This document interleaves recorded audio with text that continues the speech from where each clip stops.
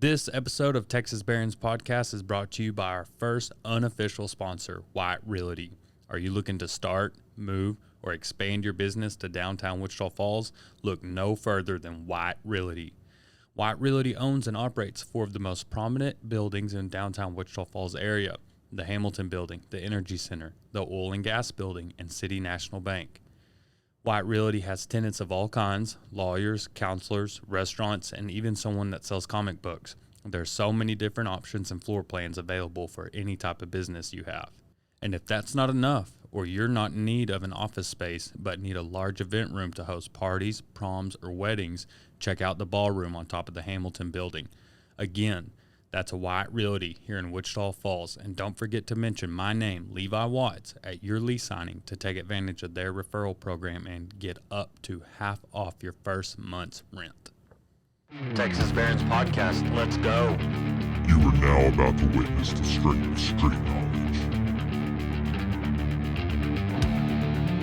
Today we have Marcus McGee and aka DJ MF Maniac, and one of the most I'd say popular guys in all of downtown Wichita Falls. So I knew whenever I started this venture that, not to sound creepy, but I wrote you down as a goal guest to have. Oh, well, thank because you. you're yeah, man. Yeah, man. Not to be weird, but yeah, I just knew that you're a great guy and then a super popular, and you have so much good stuff going on. So today, I want to hear as much as you're willing to tell me about everything you got going. Hey, let's do it, man. That's why we're here. We're going to get it down. Cracking, man. My boy Levi here. See, I'm doing the whole DJ voice thing now. There you go. You got it. You got a good stage presence, man. Yeah. So, anyways, you're a lovable guy, and I'm glad that, you're my newest friend I've made so far. So I'm glad you're here. And, we can just get straight to it. I know that you've been a DJ for a long time. And then so just kind of tell us how you worked into that and your experiences, and we can talk about some, maybe some money and goods and bads and W's and Most L's. def, whatever it is. Hey, man, this is your show. Whatever you want to hear, what your fans want to hear, we're going to get it down and crack it. So, all right, so it started off with the you do have a good radio voice. I know. You know how to do it. So it really started off as in around 2003. So it's right after I graduated, 2002. About 2003, me and my dude Trey, shout out to Trey, me and him just had the same,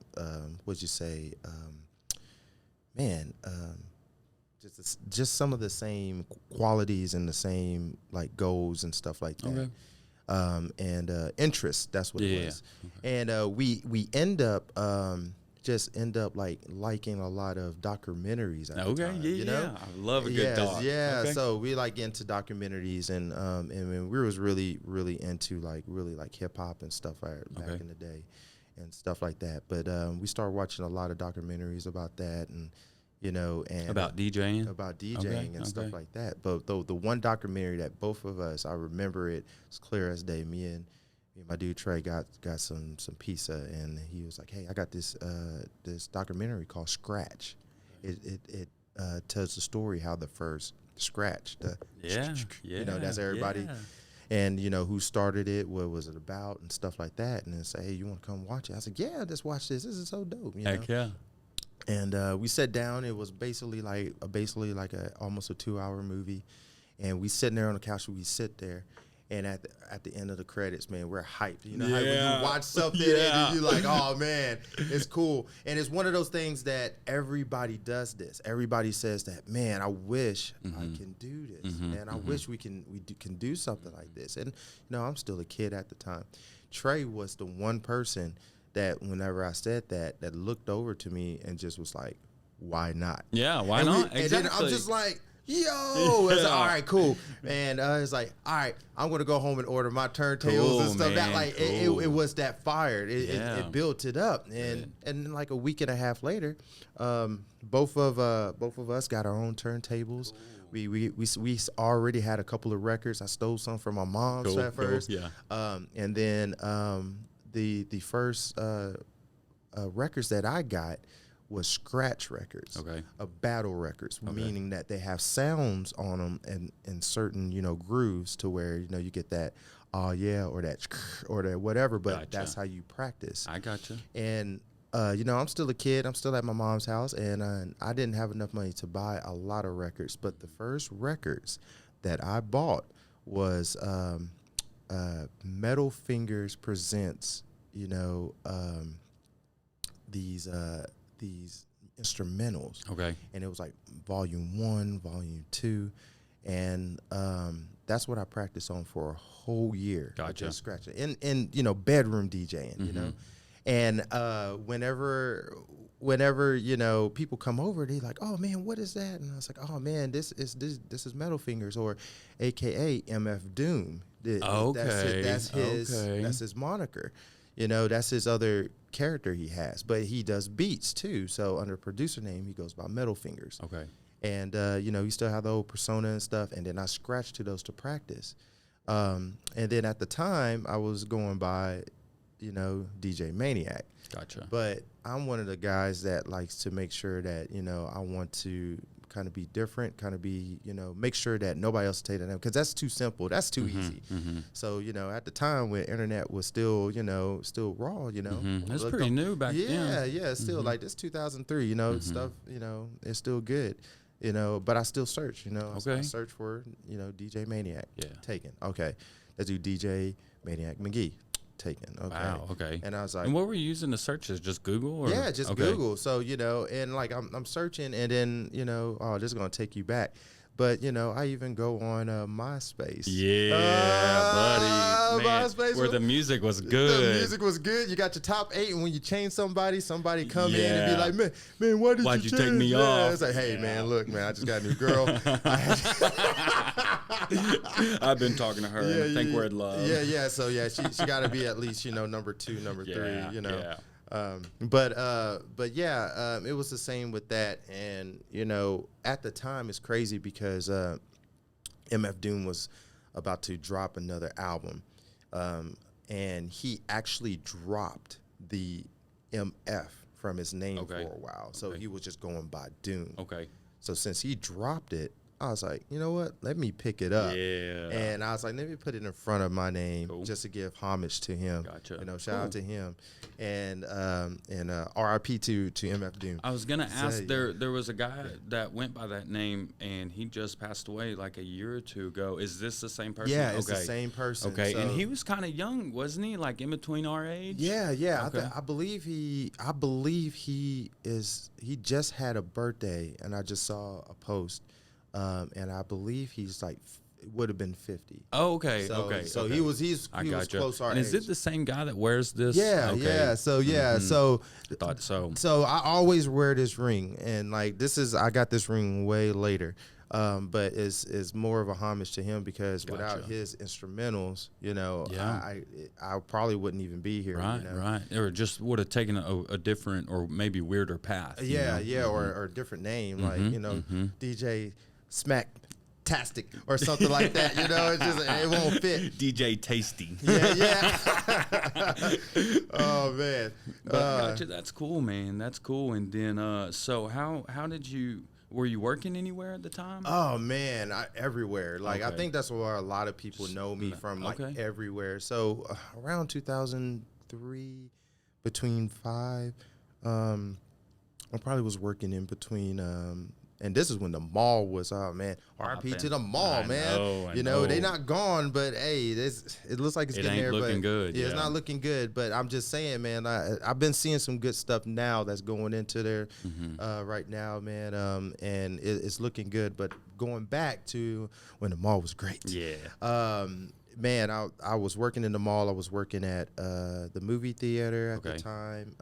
I was a little bit at the Tilt, so so the arcade there. Yeah. And then I was also at the time it was called Software Etc. But now they changed all of them like 2 years later to GameStop. Oh. So I was at GameStop. So that's where I didn't even know that was before. Okay. Yeah. So I was there when they was doing that whole transition. All the GameStop, Funko Land, the EB games is going to be one. Okay. So I was doing all that, and and it was a great time.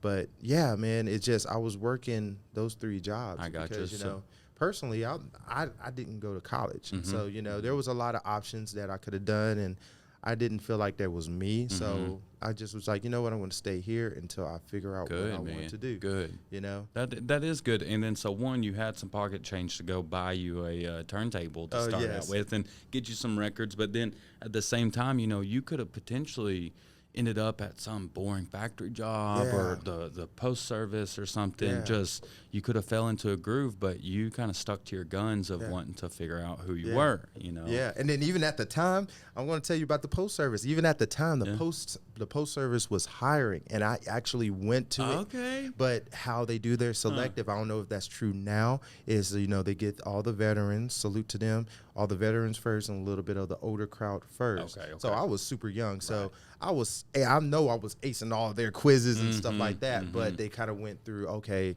we need to get this and this and this and this and this. So, you know, you played the pieces that you've been playing with. So, and luckily, it kind of sounds like the universe just kind of aligned you into not letting certain things work out. So that's a good thing. You know, you could be pissed at the time and be mad that you didn't get a higher paying job.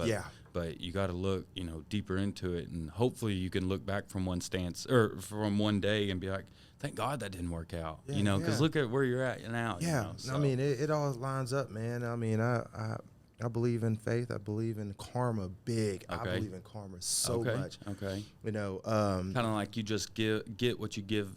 Yeah, get what you give, basically. Okay. Exactly, and also balance. Like, man, like I understand the balance of everything, you know.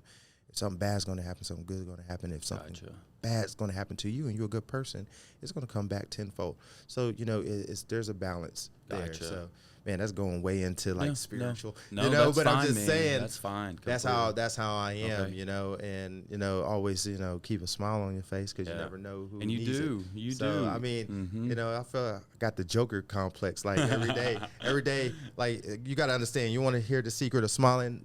When you wash your face, don't wash your face down because you're pulling all your muscles down. Okay. Wash them up. Okay. And once you start washing them up, your cheeks go up and everything goes up. I've been doing it on accident. See, even when I give you the Kanye West face, you see my cheeks is still up. So it was like, why you look so young? It's like, because I washed my face up. There you go, man. Why you pulling yourself down? I got you. Wash it That's up. good, man. You seem like you always stay positive. You didn't even know me last week, and then you hopped out of your car, shook my hand with a smile on your face immediately. So I only know you to be a bright and positive person through social media and now in person. So I'm glad, you know, and I think your rule on karma is working out because you put out positivity, and then I want to return that to you because you're such a great positive person. I appreciate it. Yeah, that's what it's about, man. It's too much stuff going on already. Too much hate, man. Yeah, too much hate, and it's too hot now. Exactly. The heat, 111. Man, it's like what's the movie? The Do the Right Thing. Once it gets to a certain point, everybody rioting. I'm telling you, like we just need to.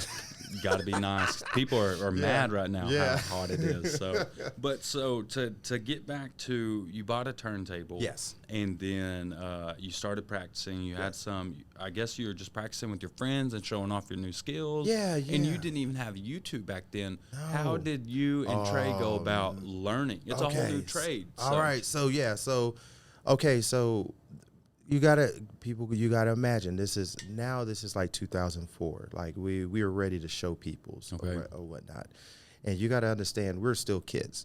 So basically, you is not gonna believe me, man. So basically, I used 2 turntables, old school turntables, records, 12 inches, a mixer. Then I had a audio jack, and I had an old school iPod. These kids is not gonna know what I'm talking about now. The Rolodex the one with style. The Rolodex, you know. Man, if I say Zune, they're gonna look. They're looking this up right now. Zune. And Zune, yeah. The first MP4 I'd ever heard of. But I had all the newer stuff. That I couldn't get on vinyl because vinyl was typically was phasing out because CDs was still hot, and I couldn't afford any of the CD stuff. So I couldn't afford any of the CDJ because one of them was like $1,000. Like to me, like still $1,000 is a lot of money just for one deck. For sure. So you have to get that and then a matching mixer and stuff like that. But we started off with the turntables with the original, you know, and man, with the iPod, I learned to mix a record and queuing up my iPod. And now the thing about those old iPods, there's a delay. There's a 2-second delay when you press that center button. It's like 1, 1, 2, okay. Gotcha. So I had to learn precision like that Yeah. to mix into that. And I did that for almost like 2 to 3 years. Okay. Just was like, okay, I need to get the new songs, the new stuff, put it on my iPod, and then learn how to mix that in and fade that in and kind of speed that up to match it and fade it out. Dude, I mean, that's how my precision got. Cool, so man. It's just practice makes perfect. And then people was like, man, how do you get all these new things? And I'm just like, dude, like I just practice. Cool, So, man, you cool. know, and then, you know. Were you able to buy like any DVDs or anything of like how to anything? You know what? And the crazy thing is, at that time, YouTube didn't exist. Yeah. So they used to have, by DJ Qbert, the Executioners, they did used to have basic, you know, teaching you the basic, how to scratch, how to mix. Now, mixing became a little bit easier for me because have you ever just sung one song and then, or have you ever heard one song, but you sing a completely different song to it? Like you hear. Well, now they're doing that with TikTok. They're able to kind of mash the two. Mash them too. But like it's that's the art of, you know, DJing. It's basically you hear one song and then you can sing or match up another song with it. But you know, you make sure you blend it to where it sounds like one song. Yeah. And you know, matchups, man, been around for a long time, but now they're getting so popular because people was like, oh, you can actually match this up with this up. And I really started all of that like 2007, you know. And then there's another DJ that I follow. Like we follow all these DJs and stuff like that. And then following back in the day was more like following a MySpace or following their YouTube when it first came out. They had all that stuff, and then you know you have to follow their website, their actual website to find out when they come into Dallas and stuff like that. We used to go to shows in Dallas, me, Trey, and then even my cousin from New York. When he come down to visit, we went to go see some of our favorite DJs. Man. You know, it's kind of. But you had to stay active too. You had to try. You couldn't just like hop on Twitter and be like, "Oh yeah, they're gonna be in Dallas." Yeah. You had to seek out the people you looked up to. Yeah, and I mean it was a grind. It was a grind, and you know, sign up for those emails, man. That was some real stuff, man. But yeah, man, it was a cool journey going into that, into DJing, and starting off with the bare minimum. And then consider you as one of the best. You know, a lot of people, man, I try to stay humble, but a lot of people say, man, you're the best in Wichita, you're the best. And I was like, no, I'm not the best. I'm just the best of what I do, and that's a different perspective. Okay. Yeah. I know DJs here in Wichita Falls that's way better than me at some other stuff, and way better than me and stuff, and I give them respect. And props out to them. But, you know, I love to mix. I love to turn your heads. That's what I love to do. And maybe that's one of the features that a lot of people look on and be like, oh, man, did he just mix Beethoven with Back That Thing Up? Hey. How did he do how did he do that, you know? Yeah. You know, I love to experiment. That's one of the things that I really, really love to do. But, I mean, it's more about the art, and that's the real reason why I did it, because it was the art form that I love to do, and I did almost everything except for MC, and that's why I'm a DJ. The art form of hip hop. So Gotcha. And that's right. Gotcha. I always think back when I think of someone scratching records, it always takes me to that movie. I forget the guy that's in it, but it's called Old School. Old School. And then I think he's a substitute teacher at kind of a sketchy high school. Yeah. And then he wins over his class, his students' hearts, whatever. But they have a school dance. Yeah. And then he goes to be a chaperone or whatever at the dance. And they're just playing, it was probably like Biggie and everything good back then. And he's kind of nerdy. He's just kind of uptight. And he goes to DJ and says, hey, here's some real music. Yeah. Well, they put it on, and it ends up being Rhinestone Cowboy. Where's the one stone cowboy. And then yes, and they started tearing it up. And they're, hey, this was good, man. Here's your vinyl back. And then it was chewed up. Yeah, the needle had just tore it up, and he was like, "What am I supposed to do with this?" So that's what it always takes me back to. And then at one point, one of my friends had an iPad, and we downloaded a scratching app, and it was just fun. You know, we put Lil Wayne on there, whatever, just the good stuff. Yeah, and you feel like, and I'm sure it's even better with an actual vinyl, just the texture of it, but you feel like those people you always looked up to as a kid, when you get to stop it and move it yourself, you're like, holy crap, this is what those DJs, you know, actually did. Like, I'm doing what the greats that I listened to did. I'm just playing around. Like, I don't know, there's something to it, just the feeling of it. And then, like, I don't know, when I was younger, for whatever reason, I always loved Mike Jones and all of them. And they were big into Chopped and Screwed, Chopped you know. and Screwed, yes. Love that. And that just out that, of Houston. Yeah, H-Town, time. But, you know, I just always loved that. And so whenever you know, my parents had a Victrola at the house, and you could wind that thing up. I would just stop it and, and they'd be like, do not mess up our vinyls. But so, I've always been interested, and I've just, you know, never had that knack for it, but I always admired the art, you know, and just been a listener to it as well. So it's fun to hear you, an actual skilled professional at it. So but so tell me, how did it, you know, it started as a hobby or an interest, and then so what was it like getting your first gig? Did you even get paid? Did you help a friend out? What was that like? Man, okay, so our first, like, public gig, man, once again, RIP to Hastings. Man. Like I'm telling you, man, dude, like, so many things are just, like, so gone right now.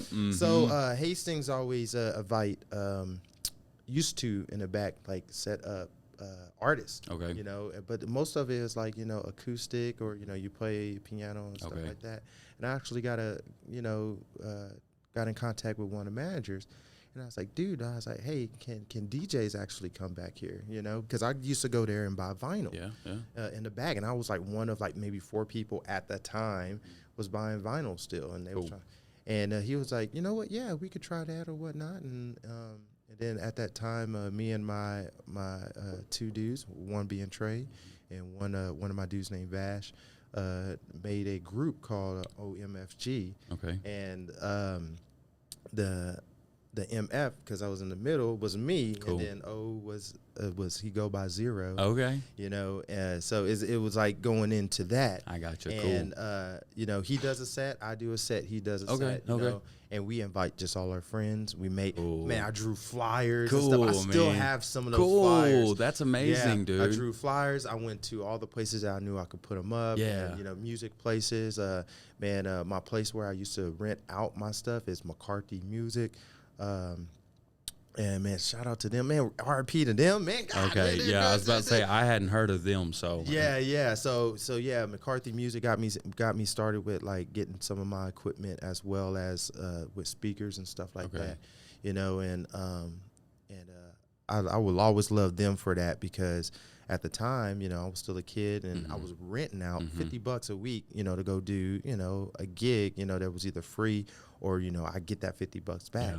And then it was like, Marcus, why don't you just like put it on layaway, you know? And every time you shout out layaway, they don't really do that. They don't do that. And I was just like, yeah, dude. Like, he's like, look, this is what we do. Like, every time you come borrow it, that $50 is gonna go towards your first speakers. And there was some raggedy old PV brown old school 70s speakers that bump. I love those speakers to this day, man. I wish I still had those. That'd be amazing. But I did so many gigs, and I still had a little Kia Spectra hatchback. So I would try to put like both my speakers in there with my turntables, and at the time, turntables was as big as this table. So I had to figure out how to put two this is so funny. 2 speakers about half my size in the back seat, laying up like 2 people sitting, and then put my long table in there as well. But that's an artist for you. That goes all the way from, you know, people in bands. Like, you know, I was getting that band experience too. And then hopefully have all my records in the front seat, you know, then the passenger seat. you know, and make sure I put a cloth over it so sun won't hit it to bend my records. Yeah. So, you know, and the crazy thing about that too with the records, a lot of people don't know when you have records, you can't bring everything. Okay. I used to have crates of records, probably about maybe 8 crates of records, milk crates, real milk crates. But I'll only be able to fit 3 of those crates. So you got to really cut back and cull whatever you do, what you know you can run a show with. Exactly. So you go in, hey, this is going to be fire. This is going to be fire. This is going to be fire. You know what? I want to try this tonight. I want to try this. A lot of people don't understand it. We have to prepare for this. A lot of people now, with one of the rules is, you know, a lot of people don't. A lot of DJs don't like to do requests. I like to do requests if I have it. Okay. But a lot of DJs back in the day only bring what they can carry. Yeah. Back in the day. Now it's easy. You can get your computer and plug it up and have tons of stuff. And now they expect you to get that one song off of TikTok or YouTube that don't even have an IP or nothing like that, or is not on Apple that you can't download. Yeah. Oh, can you get Jingle Jangle? And I was like, that's not even a song. That's just a, you know. Yeah, you made that up before you came here. How am I supposed to get it? yeah. It's like, just speaking to this mic, and then I just loop it. But it's like one of the things that I learned early is like you need to bring what you know you're gonna play. Cool. And what you think people need to hear. Okay. Not what people want, you know, because you get a lot of DJs. DJs do get frustrated when they're back. Hey, can you play this? Can you play this? And most of the time we do, but the people there don't have the patience to wait because we're giving you a journey into music and how we gonna mix it, how you gonna do. A lot of DJs say, hey, we're gonna play it. And then it'd be like, you play it next? No, because we have what we're going to play next in our heads. So it's a little bit tough to explain that to someone that's like, hey, man, you're going to play my song, man? Yeah, hey, man, I just put $1 in your tip. $1? Man, you better put 20 in there. And be like, you know what? Hey, shout out to Joe over here. He just put 20 in here. We're going to play Cotton Eye Joe right now. Rhinestone Cowboy coming right after that. Gotta love it. Love it. Yeah, and I want to get to that too. Like you mentioned Joe, the Joe person. Oh, yeah. I'll give you some examples. And I just know that playing these shows, you got to see some crazy stuff. Oh, man, I got you. I give you about 2-3 examples later. So we're going to get to it. Yeah. But so... I mean, you would play at Hastings, and then were you getting any money for this, or was that just kind of an artist show? Man. It's just like an artist show. I mean, we have a tip cup up there. You know, some people come by and tip it up, but it was more of getting the confidence up. That's what it was. That's you need to play in front of your peers outside of your house or whatever. So, I mean, what happened, or who hired you for your first paying gig? Okay, so. My first paying gig, and gigs are different. So my first club paying gig. Okay. At the time, I was working at R.I.P. to another one. R.I.P. to Shogun's Japanese sushi bar and grill. I used to be a waiter there. Okay. And for a long time, and my dude Johnny Kim, he owns that place, and there was straight competition with Samurai. Okay. You know how Samurai is fire. You know, you can't beat them, but they was very in competition. Okay, I kind of remember them, but they went out probably like 10 or 15 years ago. Yeah. So it's been a while, but yeah, man, like they was killing it with the grills and stuff right there, and it was my first time being a server there, but. He was opening like a nighttime thing called the S Lounge, and he had his one DJ there that was that was in the Air Force, but this dude he had the equipment. Man. He had the towers, he had the subwoofer, he had the he had everything that you need to be a really really great DJ. And then I come in and be like, dude, like some nights if he doesn't want to DJ or if he can't.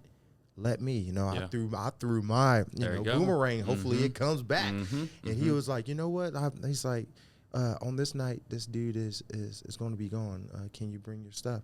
Yeah, cool. Go all the way to McCarthy's, put that $50 down, and he was like, hey, I'll pay you like $150. Okay. You know, dollars a night, you know, for 4 hours. Heck yeah, man. And I was like, yes, this is the Big only thing I timing. do. And I love to do it. So I didn't mind the money. I Cool. never really Okay. do a lot of stuff for money, but I was like, I really not mind the money. But man, if I get to make $100 because I'm renting it for $50, Yeah. if I get to make $100, get to do what I want, and then I get to play in front of a crowd. Heck yeah. Yeah, man, let's Love do that. it. Yeah.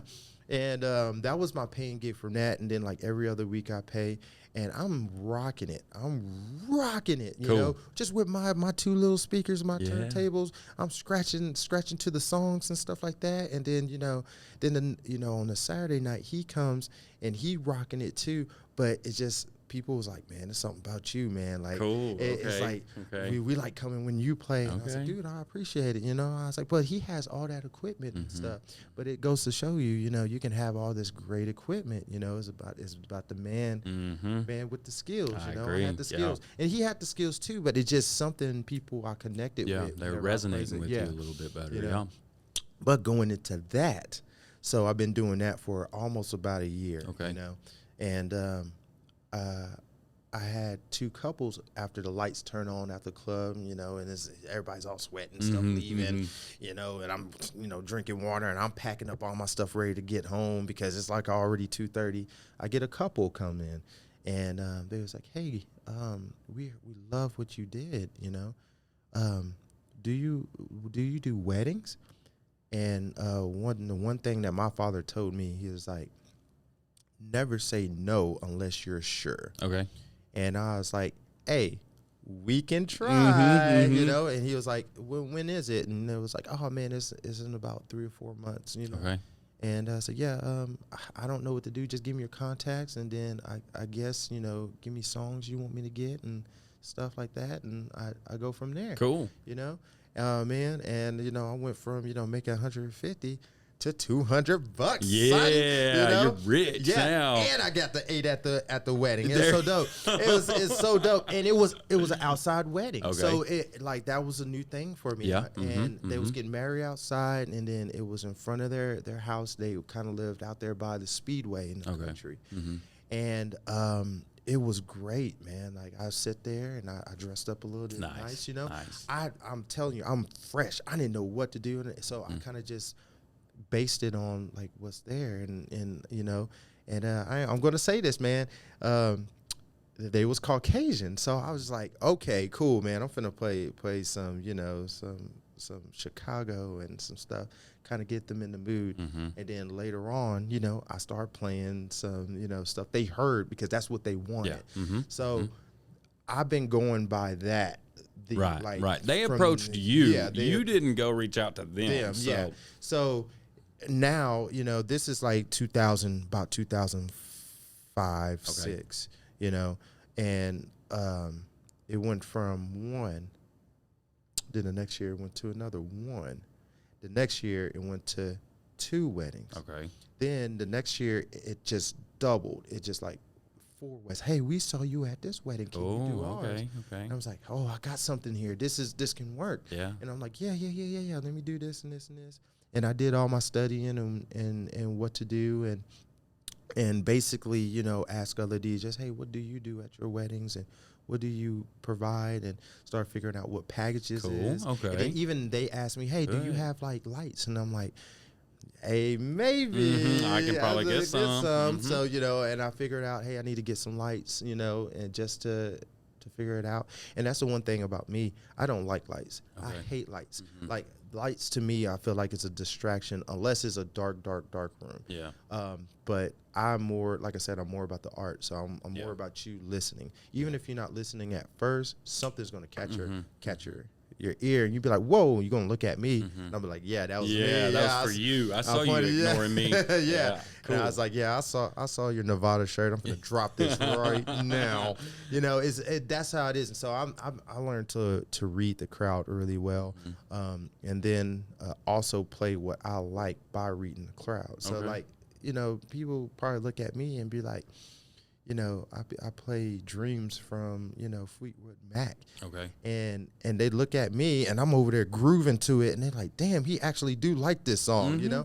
And then, I mix into something else, but I make sure that I'm playing towards the crowd, but I also like the song. I'm not going to play a song that I don't like unless, old man Joe gonna come over there. Hey, man. Another 20. Yeah. Put something in that bottle. It's like, hey, man, we're gonna play Rhinestone Cowboy. There you go. Once again, Joe's special request again. Yeah. So, but yeah, man, that's how I kind of do it. Just it's about trial, error, and learning from it. Yeah, for sure. And then you mentioned also with networking, you reached out to other DJs that you knew, and then just kind of riffed with them to see what they worked with and what packages. And that's kind of what a reoccurring theme that we're seeing with these conversations is networking. I was just telling someone else on a group that I'm in, they were wondering, how do I get more listeners or more viewers on my show? And I said, just network, man. Whether it be with the restaurant that you always go to or the gym that you always go to, just make friends. And then all you got to start with is saying hi. And then one day be like, hey, man, I'm doing a show later. You ought to check that out one day.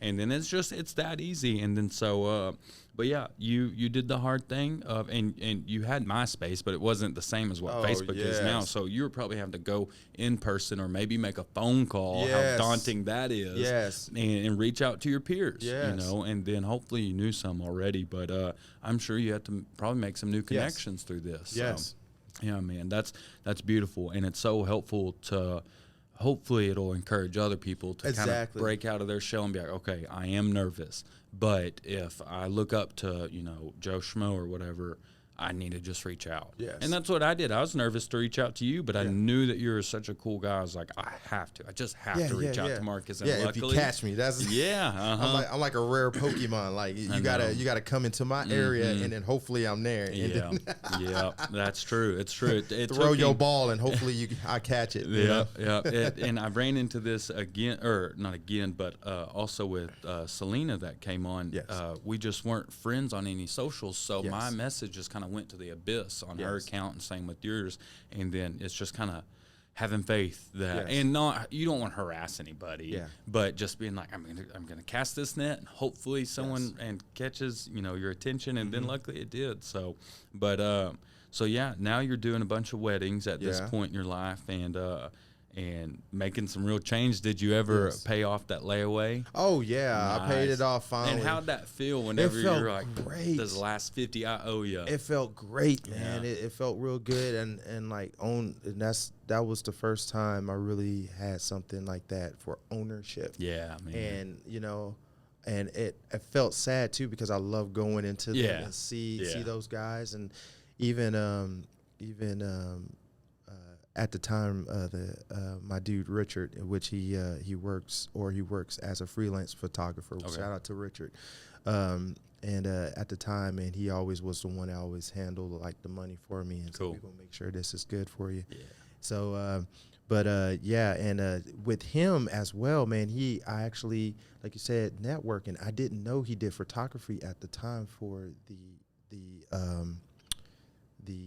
paper, Okay. And basically I say, hey, I'm having my first show, and he was like, yo, you want me to do a article for you? And I still got this paper too. Cool, this man. Day. Good. Man, young, no facial hair, all that stuff. Man, me in hoodies, man, I'm looking fresh to death. Cool. We went straight down to Town Record News and did something in their thing. I brought some of my records and took pictures, and that was like I think one of my first news articles. Heck, and I still got that. Even that's my mom amazing. has it. Yeah, that's amazing. Your kids are gonna love that one day. Yeah, you know it. So that's awesome. And then you made a friend, and then boom, look at that. That's like basically going viral back in the day. Before viral. You in the paper, man. I saw you in the paper. Yeah, man, they don't say that. No, not at all. Yeah, you say. I saw you in this weird article that Texoma's homepage put on Facebook and Twitter. Yeah, I saw you in this blog, man. It's so sick, man. It's weird. You shared your stuff. So, it's weird, man. But and you've gone viral several times, or someone's story they wrote about you on Facebook has gone viral several times. We can get to that for sure. Yeah.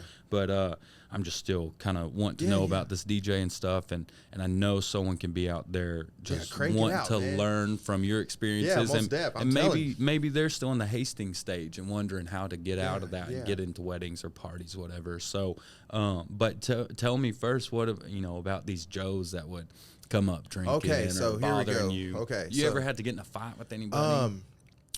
I got close to one, but I'm one of the guy. I'm a very patient guy. Yeah. You know, you seem very easy. You know, so decompressed. But man, it'd be testing. Yeah. there'd be some people that be testing. So like, let's just say a regular old Joe. You see them all the time. They come out to the bars, come out to the club or whatnot, and they've been drinking. You can tell they've been drinking. And you've been slamming hits no matter what. Everybody's dancing. Everybody's having a good time. You doing your job. Cool. But he comes up, and he will give you one of the requests of a different genre that doesn't have nothing to do with what you're doing right now. Right. And he doesn't want to put nothing in the tip cup or anything. And then if he does put something in the tip cup, he wants it now. Oh, my God. And it's like, you're going to play it next? I was like, yeah, I'm going to play it for you, yes. But give me some time. I got to get the song. Because, like, it's still the thing with records. You have to search for the song. You know, you have to search for that record. Yeah, you got to cue it up. DJ MF Maniac. Yeah, you got to do that. You have to cue it. So if you come at the end of Hot in Here, right, and you request, Dolly Parton, right, and I gotta figure out what song can match with that song if I want to do it right, and I'm a big believer in doing it right. So either that, or if you give me a specific song, I got to figure out what's that BPM, how fast is it, how slow is it, can I mix into the song? If I can't, can I get it to that? So if that song, we're gonna give you some 101. If a song is 90 BPM and the song you request is 100 BPM, I got to go up 10 dots to get to it. So if a song is 90, it's like 1, 2, 3, 4. It's like that. But if it's 100, it's like 1, 2, 3, 4. Gotcha. You see the difference? So I'm going to have to, okay, cool. I got to do 3 or 4 songs, or maybe even 2 minimum, to make it to that song. You got to migrate that way. Yeah, migrate up to it. Yeah, I got to take that path. But like I said, people don't understand that logic. People don't understand. Especially someone that's drinking and just, hey, dude, play this song. And then it's not just with Joe. It can be a lady as well. And I hate to say it, but ladies are worse because they bring their group of girls with them. And I'm just like, hey, ladies, look, let me continue to do. No, man, you're going to play her song. It's her birthday, man. And, it's bachelorette. And I was just like, look, I'm going to play your song. Like, I'm a DJ that can be like, guys, I'm going to play your song. Give it some time. Let me figure it out, But they don't understand the work. They just see you up there playing the song. Gotcha. They don't understand the mixes. Exactly. And stuff like that. And that's just one example. But I was out of town.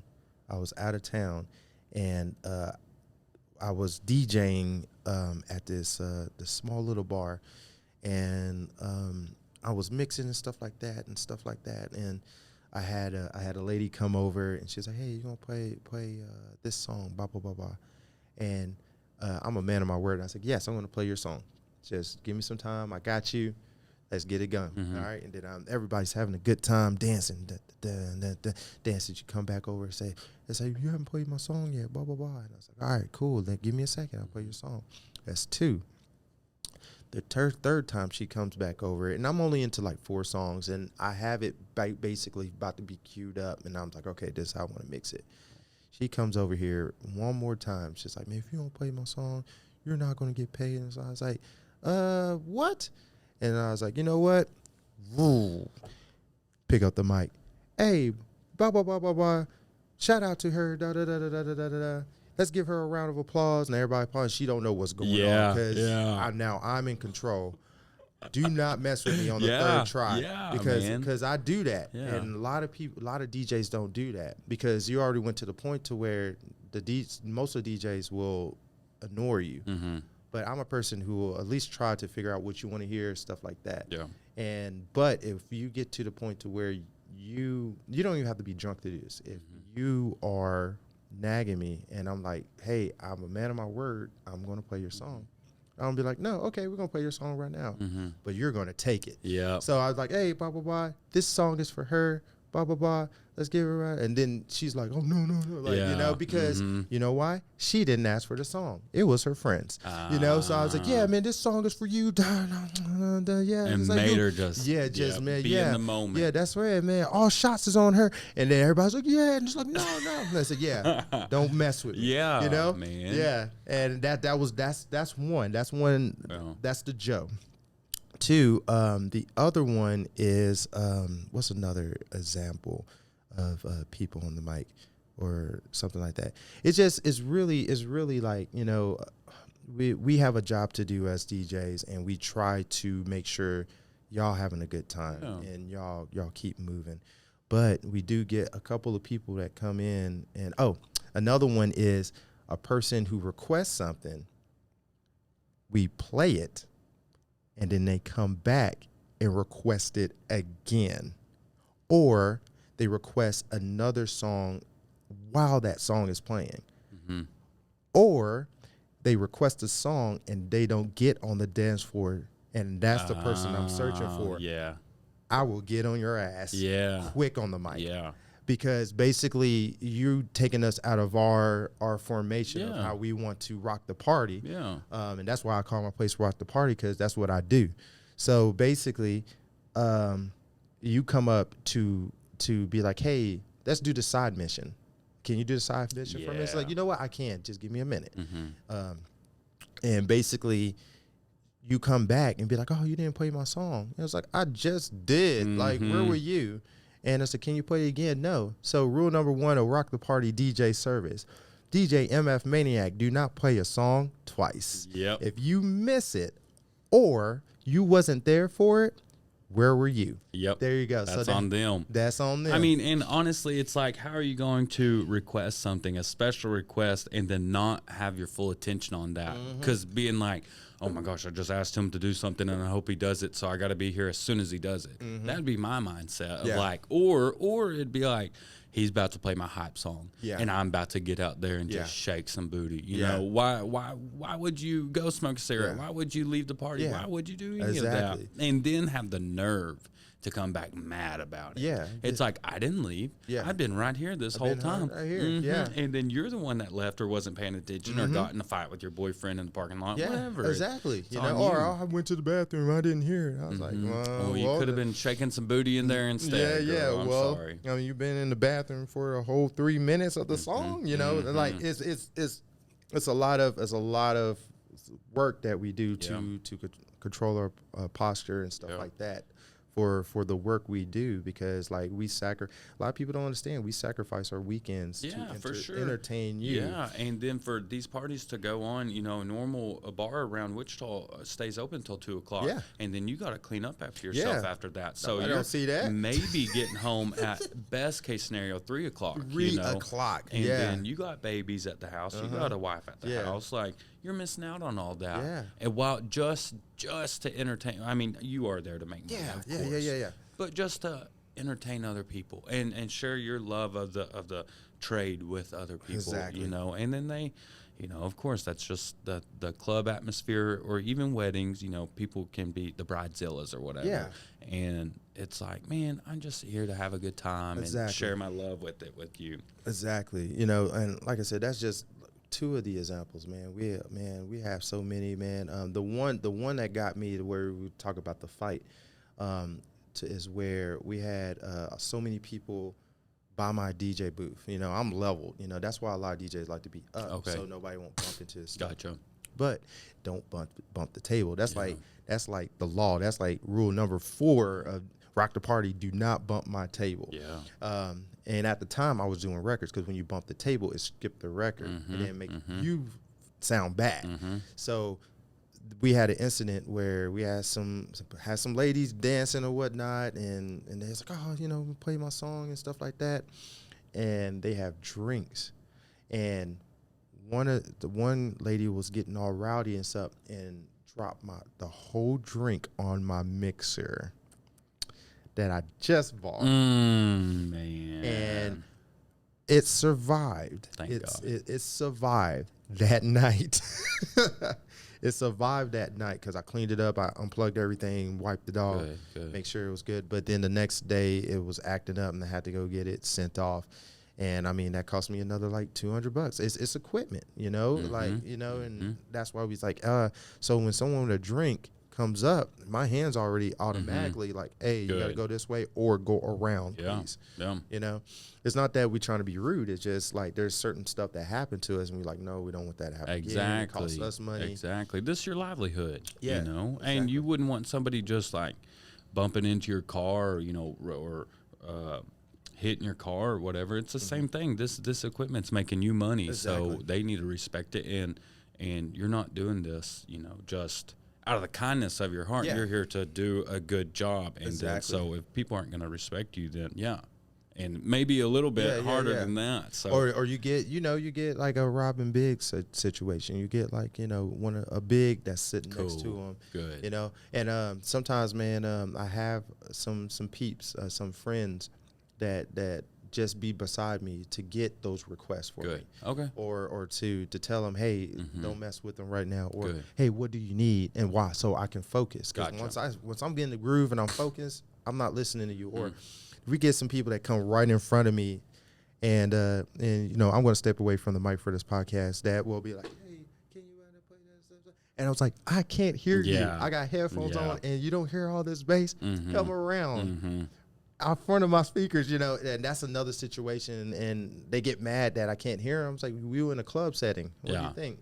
Exactly. So it's a lot of scenarios. That's like a whole nother podcast. Yeah, we can talk about. For sure, because there's so many different, whether it be a wedding or a type of Hastings type of gig like you used to do. Yeah, and then you have the club settings, and then you gotta retrofit your equipment into their space, and hopefully it's a good spot. Another one, so we can keep going, but another one is corporate ones, a lot of people, like with me, I get mostly edited automatically unless I can't get it at all. But a lot of corporations like, oh, can you play just clean? I was like, of course. Like, what do you think? I'm a savage? I'm not gonna play, WAP in the middle of these things. But I want to make sure I read the crowd, make sure I know what I want to play, and go from there. And but a lot of corporations or even weddings, especially with wedding planners and stuff, and a lot of wedding planners that I work with now, love them to death, man. I love all you know who you are that I work with, and they'd be like, just do your own thing, and then we just get with you. But brand spanking new wedding planners that never heard me before until after that night, they're like, man, we wanted like this, like this, like this, like this, around this time, like this. And I was like, man, why did you hire an MC? Because, and that's another thing, I MC whenever I can. I'm terrible on the mic. Like, now I'm cool because I'm myself, and I like to get through it.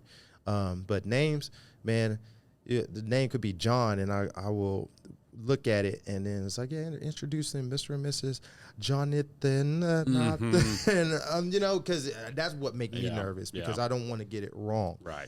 And that's one of my flaws. I do not like getting on the mic as much unless I'm like, hey, y'all, somebody need to move their car, or I'm doing it personally. Be like, hey, everybody having a good time, blah, blah, blah. But like whenever I'm reading scripts, I hate scripts. I just like doing what it is, and hearing people. Like, I'd be like, hey, what's your last name? Say it 5 times so I can hear it. Yeah. Blah, blah, blah, blah, blah. Okay, Mr. and Mrs. John, and then, yay, all right, cool, yeah. Back to dancing. There we go. Yeah.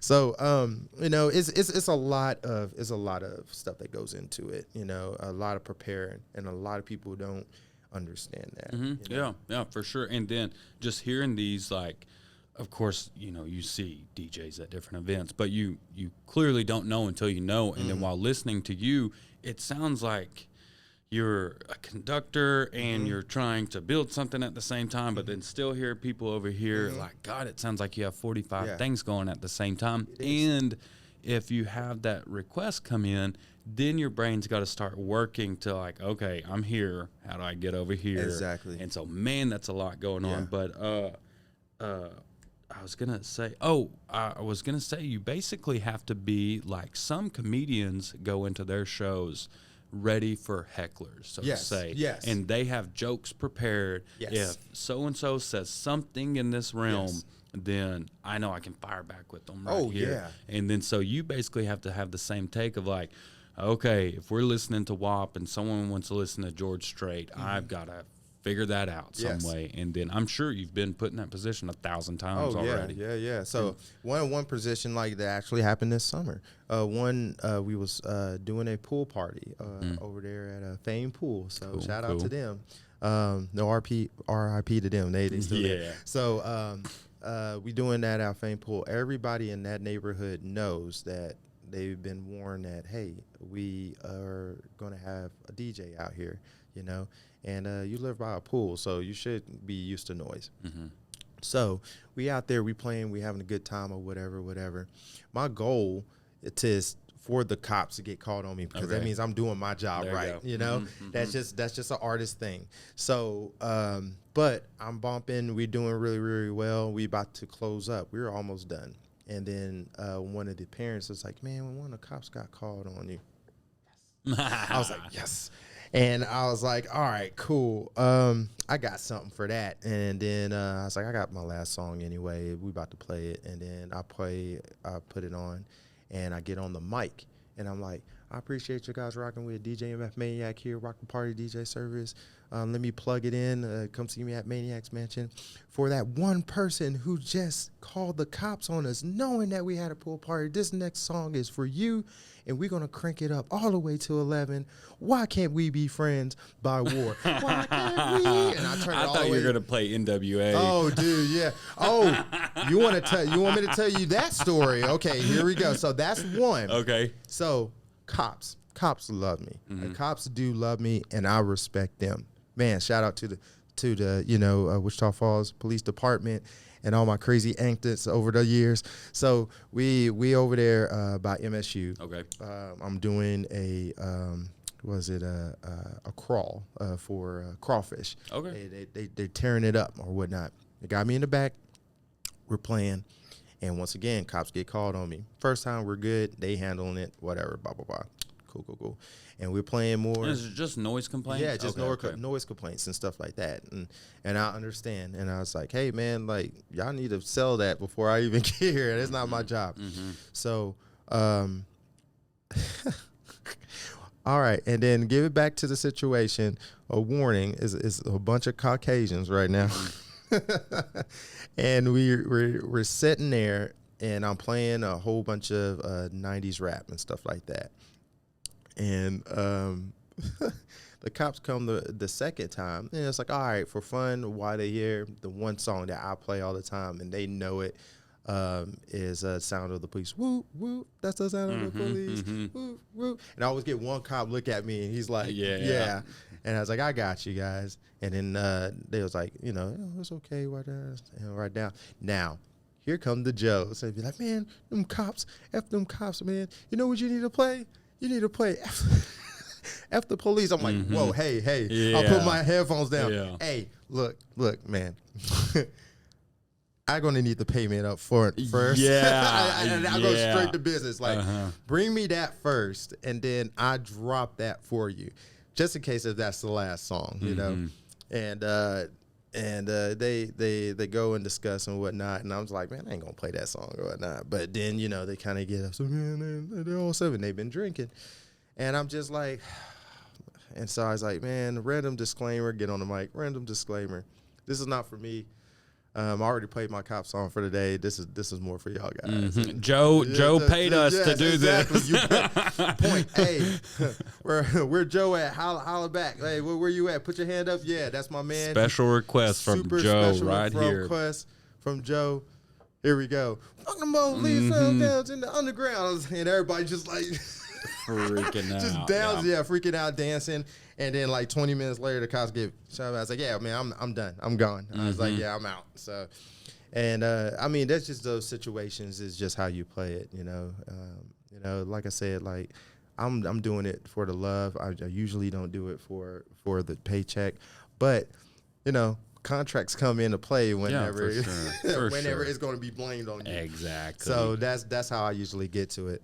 But yeah, man, that's just some situations, some funny situations. Yeah, man. I mean, I got more, but God, man, it would be a whole nother podcast. We just need to do that. Yeah, just a bonus for sure. And but I mean, it kind of a good stopping point right there for the DJing. And then, so tell me, well, are you still doing DJing? Yeah, you still offer all it. that? I feel like I see you tagged in just about every single. People are always looking for DJ recommendations, and then so now that I'm actually friends with you on Facebook, I can tag you and stuff. Yeah. A lot of people tag me in a lot of stuff. You know, now I kind of calmed down a little bit. It was crazy because I was about to retire. Like I was like, I'm not going to DJ anymore unless it's a special event. Okay. Then it's going to be like Jay-Z. You're going to have to buy me out of retirement for me to come to your party, and it's going to be way more than it was. But it's just with it's crazy because in 2012 I was kind of about to retire, and I took a whole year off. But the thing about being an artist, you miss it so much. Like the first couple of months, you kind of like, oh, okay, this is good. And I was working like hardcore or whatnot. But the thing with me retiring from DJing for a while, about that year from DJing for the public, at that time, it's a bonus. Between 2010 and 2012, I was in a band. Okay. So I was a DJ in a band called Dr. Feelgood and the Let's Get It Ons. Okay. So shout out to all of them. Yeah. That's a cool name. Yeah. So man, we was running, you know, the scene down here with other bands like Hurts to Be Dead, you know, and all of these other bands, and man, we've been like headlining, and that's how I kind of did my networking once again. Cool. To where. Cool. I'm playing at bars that won't allow DJs, but they have no choice because I'm in the band. And then they was like, and I just be like, hey, can I just play like a good, 20 minutes before we start? There's nobody here. Yeah. And they be like, yeah. And then they start seeing people dance and stuff like that. Cool. And that will hype them up for when the band comes up. And then I do all the scratching with the band. You know? And then was this an actual like a rock band? Yeah. Okay. So like, man, it was like a hybrid, you know. Okay. Cool. And I mean, at the time, now I'm married and I have kids and stuff. So like my time is quick. So I started becoming one take Jake. Like whenever they say, hey, we're doing practice on this day and this day, I was like, all right, man. Like I got the kids to put to bed right here. I'll be there at this time. When I come in, let's get it done. Yeah. Do it sound good? Precious. We good? All right, I'm out. Bounce. Yep. It's just one of those. And then even at the time, I'm still DJing, so I'm doing the band, working my two jobs, and doing DJing on the side. So like even with some of my gigs came first because my gigs was actually now paying rent now. Like I'm actually making enough to pay your rent. Cool. So I told And how many years in were you at this point? At 2002, about 10 years in? Yeah, we were about 10 years in. I can't believe that. Yeah, it was like 10 years in. And so, but that shows the dedication of the road, you know, because back in 2002 when you were buying your stuff, that was not paying the rent. Yeah, it's not. And I don't know if you're still at the parents' house, but it probably wouldn't have helped get out there. But then 10 years later, look, it's starting to cover the bills. Yeah, it started covering the bills, and I start understanding my worth. That's the one thing. Yes. That's the one thing people don't understand. Know your worth. You might not know it at first, but you need to figure out, hey, what is it worth for me to do it myself? Like one of my favorite quotes ever to one of my favorite DJs, RIP to DJ AM. That was one of the first mashup DJs. See, I have full circle there. That did it first. That mashing up two different things, and you just like that worked, and that what sparked me to do a lot of like stuff like, oh, let me see if this worked and this worked. But one of my favorite quotes from him is say, hey, find something that you can do every day for free then find somebody that will pay you for There it. you go. That's what it. That's one of my favorite quotes ever. Yeah. And since that mindset, I was like, I love doing this for free. I mean, I don't care about the money. That's the one thing. That's the one thing I want to tell you about now.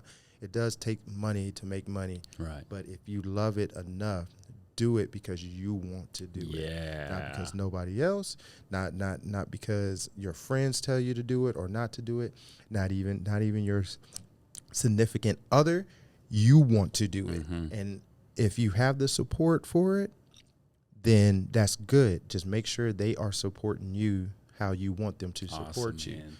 If you don't got support for you, that's even better because it's all on you. Yeah.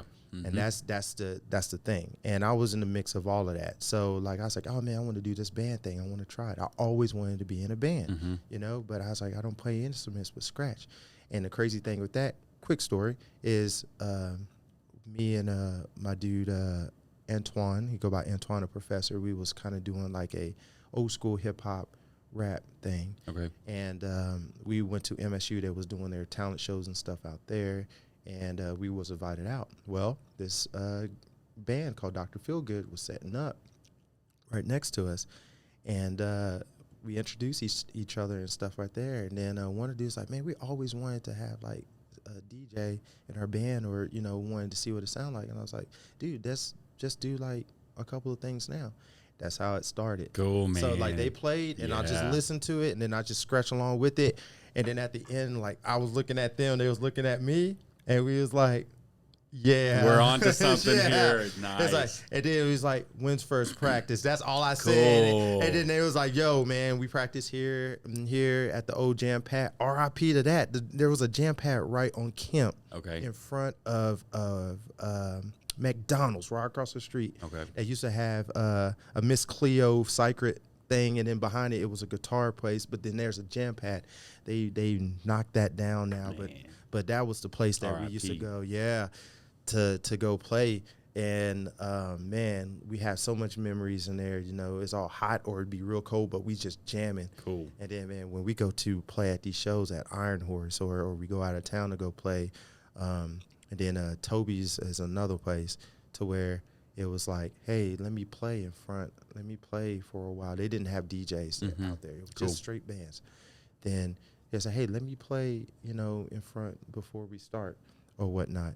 And he was like, yeah, man, let's try it. Cool.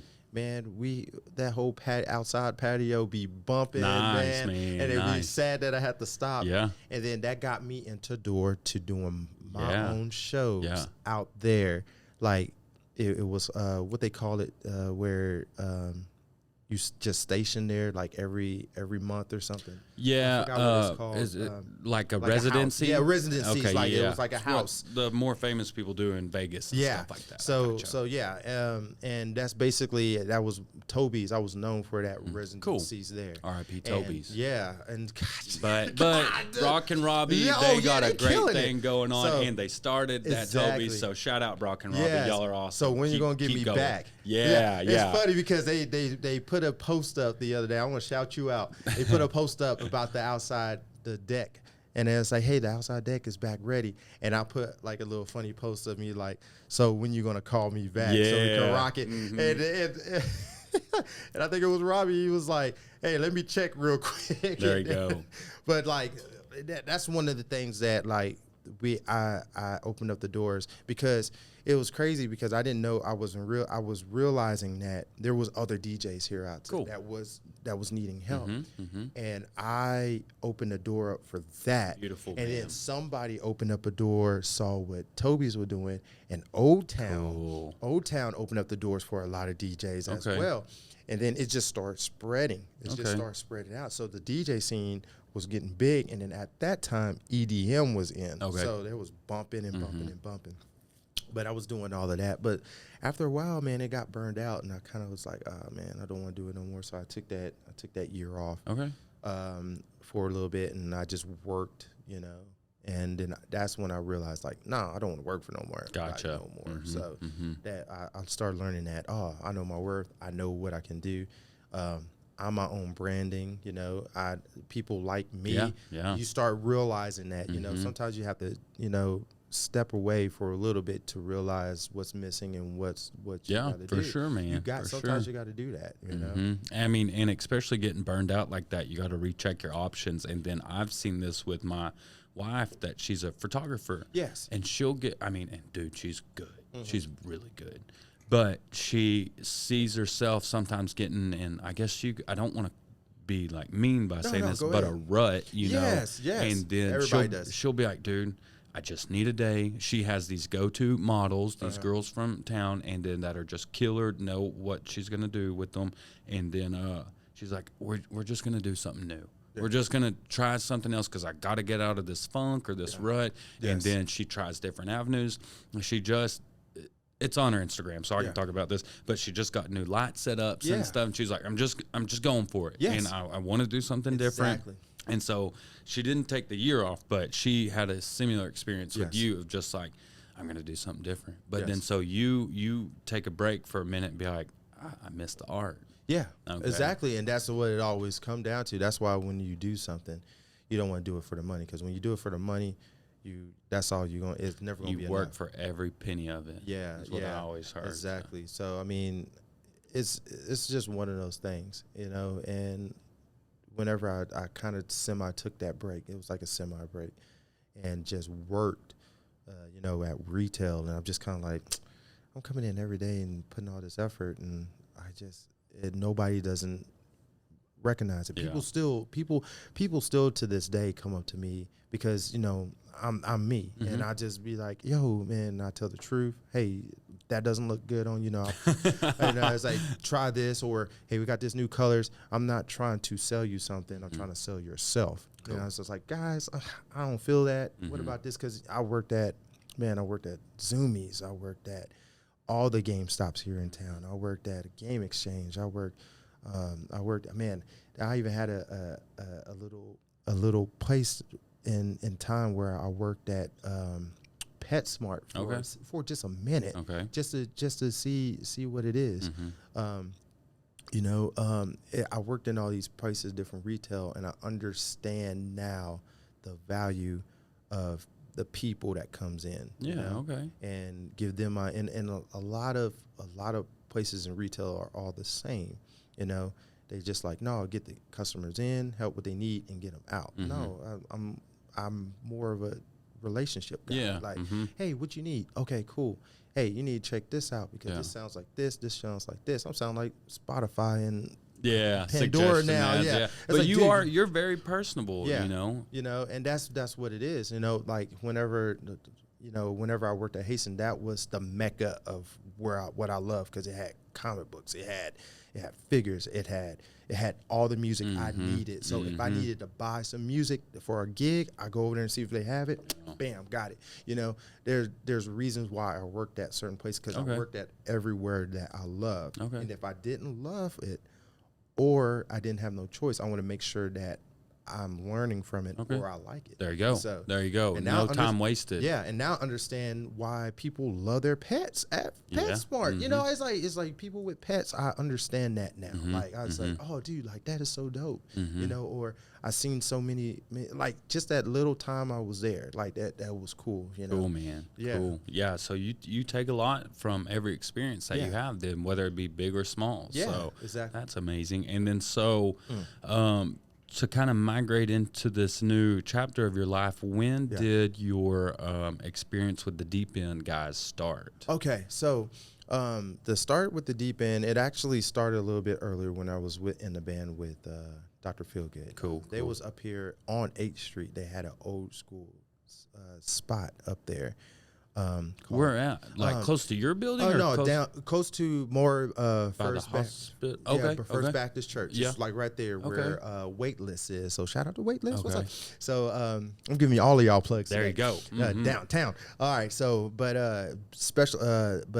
we used to do shows with them, and you know, it was an old school like house party, trash punch. Cool. You pay $1, you get a cup and drink it and stuff like that. I'm telling you, man, it was cool, you know. Yeah. But I was still the oldest, like out of all of them. So I'm kind of like the more responsible. I have a family. Everybody else don't have no kids, nothing, you know. But it's the respect. So going in there and playing with them, they was coming out with an organization called Waist Deep. And they was doing a lot of cool stuff around town with talent and artists and stuff like that. Cool. They had a time to where they wanted to bring people on. I was more on the sidelines of, I want to see what you can do first by yourself. That's how it was. And but I was like, hey, you got my support. Just let me know if y'all need something. You know, then they end up moving all the way over to Jacksboro Highway. Opened up trailer. Yeah, in the trailer. Yeah. And shout out to Mike Hitt, man. Like he opened that place up for a lot of artists from, you know, for drawing, painting. They did art nights. They did a lot of hosting, a lot of music that no other bars around here don't want. Yeah. So that got it clicking. Yeah, I was like, that's dope. And I used to go out there and just go out there and hang out and stuff like that. And then they finally was trying to figure out, hey, how can they make this into a business? And they had all the partners and stuff. And I still wasn't part of it. But I still have my support. I went out there and even DJ'd a couple of times for some of their nights, you know. And you know, did you go to their opening night there whenever they were fully legal and could sell alcohol and everything? Yes. There was a group from Owl Park. I forget the name of their band. I'm sorry if y'all see this, but the two brothers, last name Jacoby. And heavy metal. Yes. And they're from Owl Park. Well, my brother wanted to go watch them and support them. They're from Owl Park. And so we go. And for some reason, my brother, his ID was expired or something. Yeah. And then the Deep End had a guy, I guess the owner or partner, he had kind of shaggier, reddish blonde hair. Man, there was so many people at that time. And mustache, I can't remember. But anyways, they finally let my brother in, but they're like, guys, like, this is our opening night. We really got to be on top of our stuff. And then finally someone came up and said, are y'all TABC? And we're like, no, we're just two dudes trying to come watch the show. Yeah. But dude, I remember that actually. So, they thought we were, and we're like, no, dude, we're just here to. And his ID's expired. I had his old ID. I wasn't. Anyway, sorry guys, but we weren't. But we go, and it was awesome, and it was good to see. Like, I was super into heavy metal at the time, and then to be able to go somewhere in our hometown that, you know, you didn't have to go to Dallas, didn't have to go to Denton, and then get to experience this local talent. This was cool. That's what it was about. That's what I loved about it. Yeah. So that was getting started and everything like that. It was getting shows and stuff like that, and you know, and even rap artists. That's very hard in this town too. I feel like that's harder than any of the bands. So they start doing all the rap stuff and stuff like that. Cool. And like I said, I go out there and I help them with some of their sets and stuff like that and stuff like that. But then it got to the time to where it's kind of like, man, like only Fridays and Saturdays is the only days that's kicking. Like we need something for the rest of the week, you know?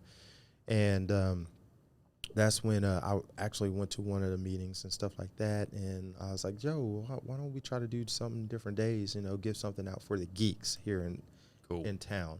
And, you know, we was like, dude, it's like, why don't it's like, I got a couple of arcades. Do you want me to bring some of those? And I only had like 2 at the time. And I was like, I could bring those in. Let's put them on a wall and check them out. Or first off, whenever I started coming, they really didn't have anything on their walls or nothing. Right. It was still bare bones, remember? So I was like, yo, I was like, y'all can borrow one of my arcades or whatnot, and y'all can bring it in here just to put on that wall until y'all get some stuff. But every time I go, I start seeing people playing them. Like, they love this. And I was like, you know, let me look for a couple of more. Cool.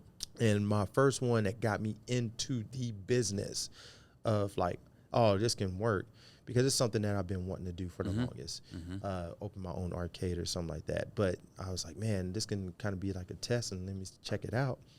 And I was like, okay, cool. Let me find this this some arcades. Got on Craigslist. I found a Miss Pac-Man. Cool. Okay. In Vernon. Good start. Yeah, in Vernon. And I'm like, oh man, great price. I think it was probably like $400, $500. You know, Okay. been in the barn for it, but it's working. So as long as it works, whatever. I still kind of know how to do some stuff because I used to work at the Tilt, you know, the arcade in the mall. So I know how to kind of go around some stuff. Okay, that's what I was gonna ask you about that. I seen you in the other podcast we were talking about at your place, and y'all had mentioned that you were working on them, or just kind of like a hobby or so that you could tinker with them. So cool. So, we can get more into that. Yeah. So you found this one in Vernon, and we found this in Vernon. I didn't have a truck at the time, so. Like I said, it's all about relationships, guys, and who you know. I called up like a couple of people who I knew had trucks. I even hollered at the owner, Kelly from Toby's. Okay. And he was like, "Yeah, man, I help you go down there and get it. I have a truck." And you know, we were still good relationship. Nice. And he was like, "Dude, I appreciate it. Thank you so much." We go way down there. We get it on the truck, and then he brings it back to the deep end. And we plug it in, and we just have 3 on one wall, and it just looks good. And I was like, oh, man, this looks so awesome. Nice. And then, like, that next day, man, we seen lines. Good. Okay, on good. Miss Pac-Man. Yes. Man. Like, people playing in the band up here. Yeah. And then on the side, we got something. I was like, man, I think we got something. Boom. That's, Light that's bulb cool. moment. So the next meeting we came, I don't know if that's before or after this meeting, but I was like, why don't we do like a game geek night, you know? And at first, a lot of people was like, nah, well, I don't know. It's like, look, just give me the weakest day, and I take that day, and I bet you I can get some people's up in here. Cool. And then they was like, yeah, okay, cool. Let's give you Wednesday. Okay. Wednesday nights. Okay, Wednesday nights. We're going to do Game Geek Night. It was only $3 to get in. Cool. I brought all my extra Nintendo, Super Nintendo, Xbox games. Good. Then we start getting donations from people and Okay. stuff like that as well. Seems like, oh, we want this to grow. We want this to grow. And then I kept finding arcades. Then 3 became 5. 5 became a wall. Cool. Then one wall, another wall became another wall. And we started to like conquer the week on Wednesdays. Yeah. You know, because I'm pumping it. I'm working at Game Exchange right now, and I'm telling people about it. Say, dude, yeah, you're in the perfect spot for the geeks. Exactly. Yeah. See, so I made flyers, passed them out, and be like, hey guys, come out. I said, look, it looks like a trailer outside, but come inside. At least on this day, I will be there on Wednesday. When I get off of work tonight, I'll be there. You know. And people was like, all right, we give it a try. And then I even get calls like, hey, we outside the building. This is it. And I'm like, yes, it is. Go, just open the door, go in. And then we get the surprise of people like, oh, my God, this is amazing. Yeah. Blah, blah, blah. And we've been doing as good as Saturdays. Like, cool. We've been killing it. Good. You know? And it just expanded from that. And then I met up with Jason. Was that the guy Jason on the Hester? Yes. Okay. So Jason Hester, he had an arcade that needed to be worked on or whatnot, and he was asking questions. Hey, what's up with the deep end and stuff like that? And I was like, dude, man, we got this place, man. We just try to make it to where it's fun, that people can come out and just have a good time. I have my arcades out there, and he was like, man, how do you get into it? I was like, look, I'll give you a deal. It's like you go get an arcade and put it in there, man. I talked to my man. Cool. You know? Yeah. And like I said, it's the motivation, Yeah. man. Like a week you made him have skin in the game. Yeah. You're like, you can't just come. You got to come prepared. Yeah. Cool. So, and he ended up getting there, and then we partner up for like those 3 years that we was there and started getting games back to back. I bought some, he bought some, me and him bought half and half. And like I said, this is all of me, and I'm spending DJ money to get this. So I got all the equipment I needed, but this was another side project that I'm like, man, I want this to work. I want this to be successful. Then there was a meeting that is like, hey, do y'all just want to make it to where we just set these for free play? Because we was having problems with the CoinMex. Okay. And I hate CoinMex. Okay. So there's always an option of free play. You can bet on free play. And then at the time, that was the boom where all these other arcade bars was opening.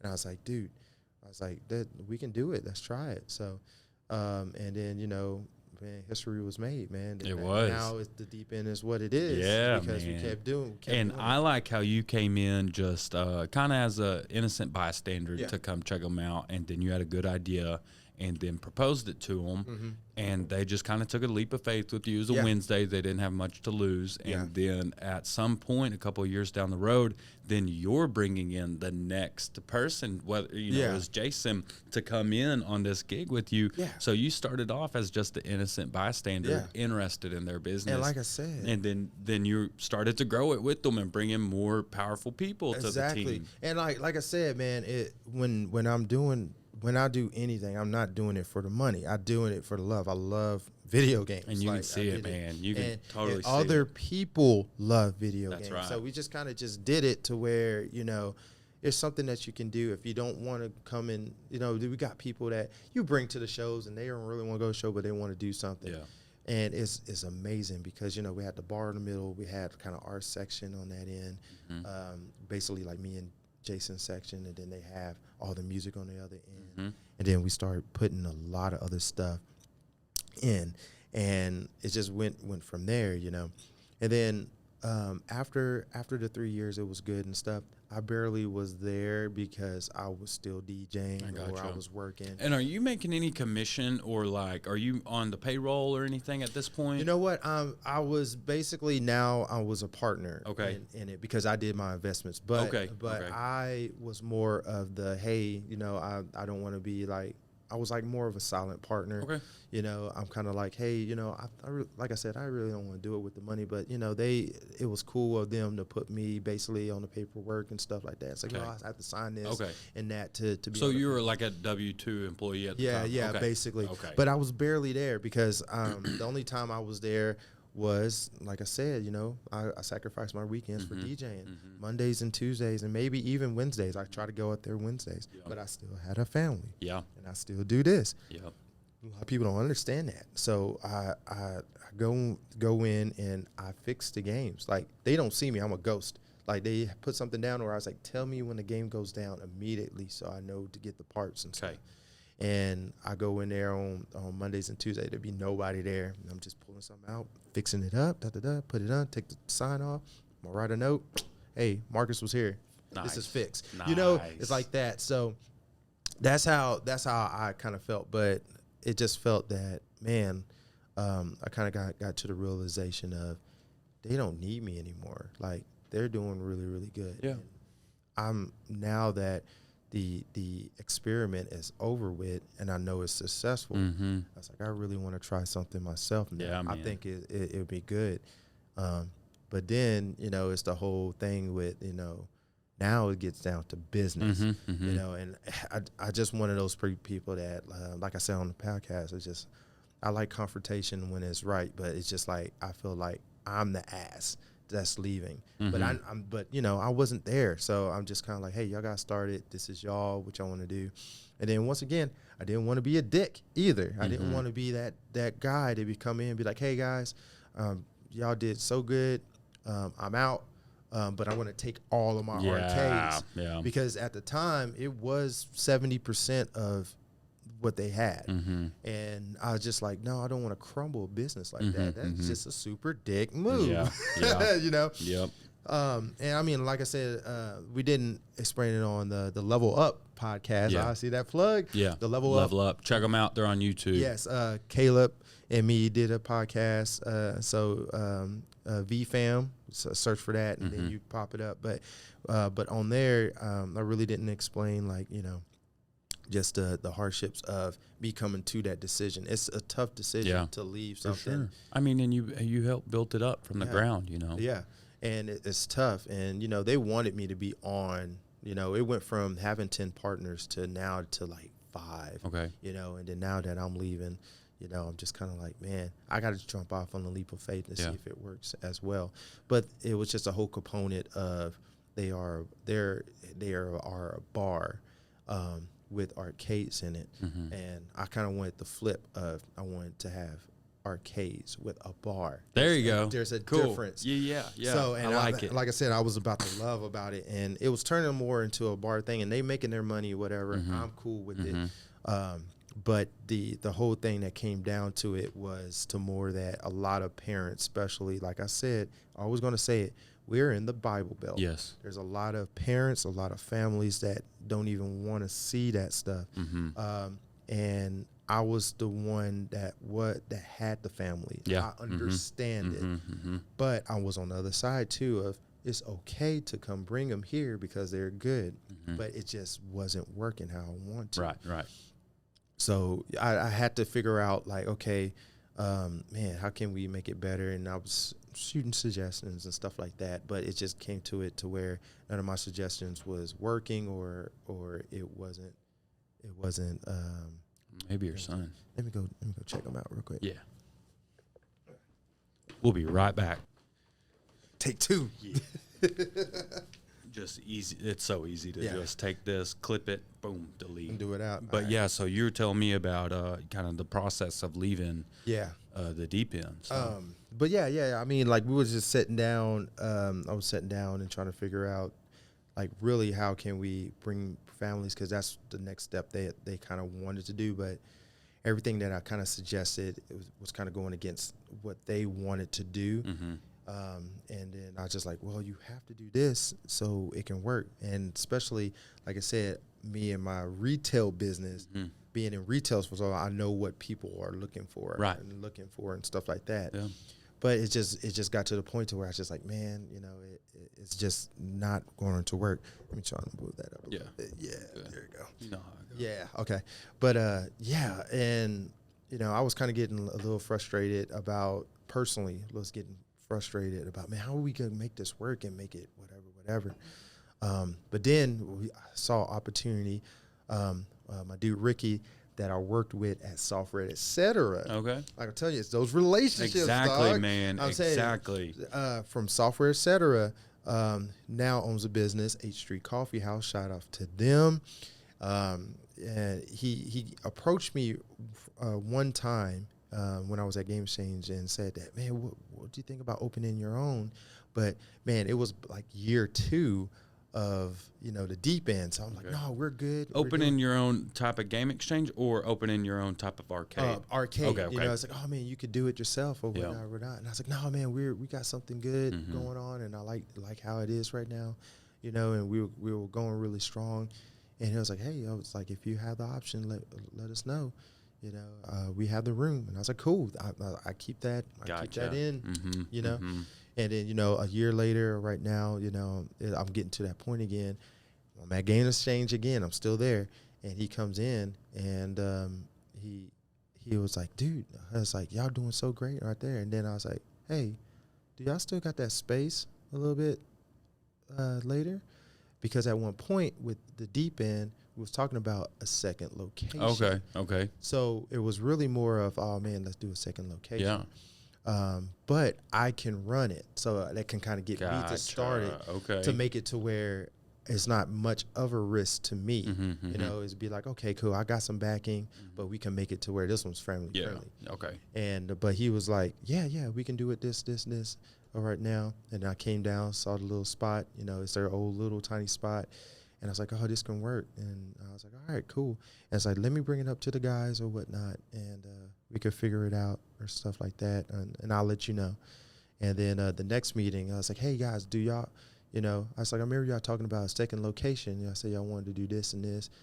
Do y'all think y'all want to do a second location so we can make it to where this can stay the bar, we can have the night scene here, and then this could be the family event.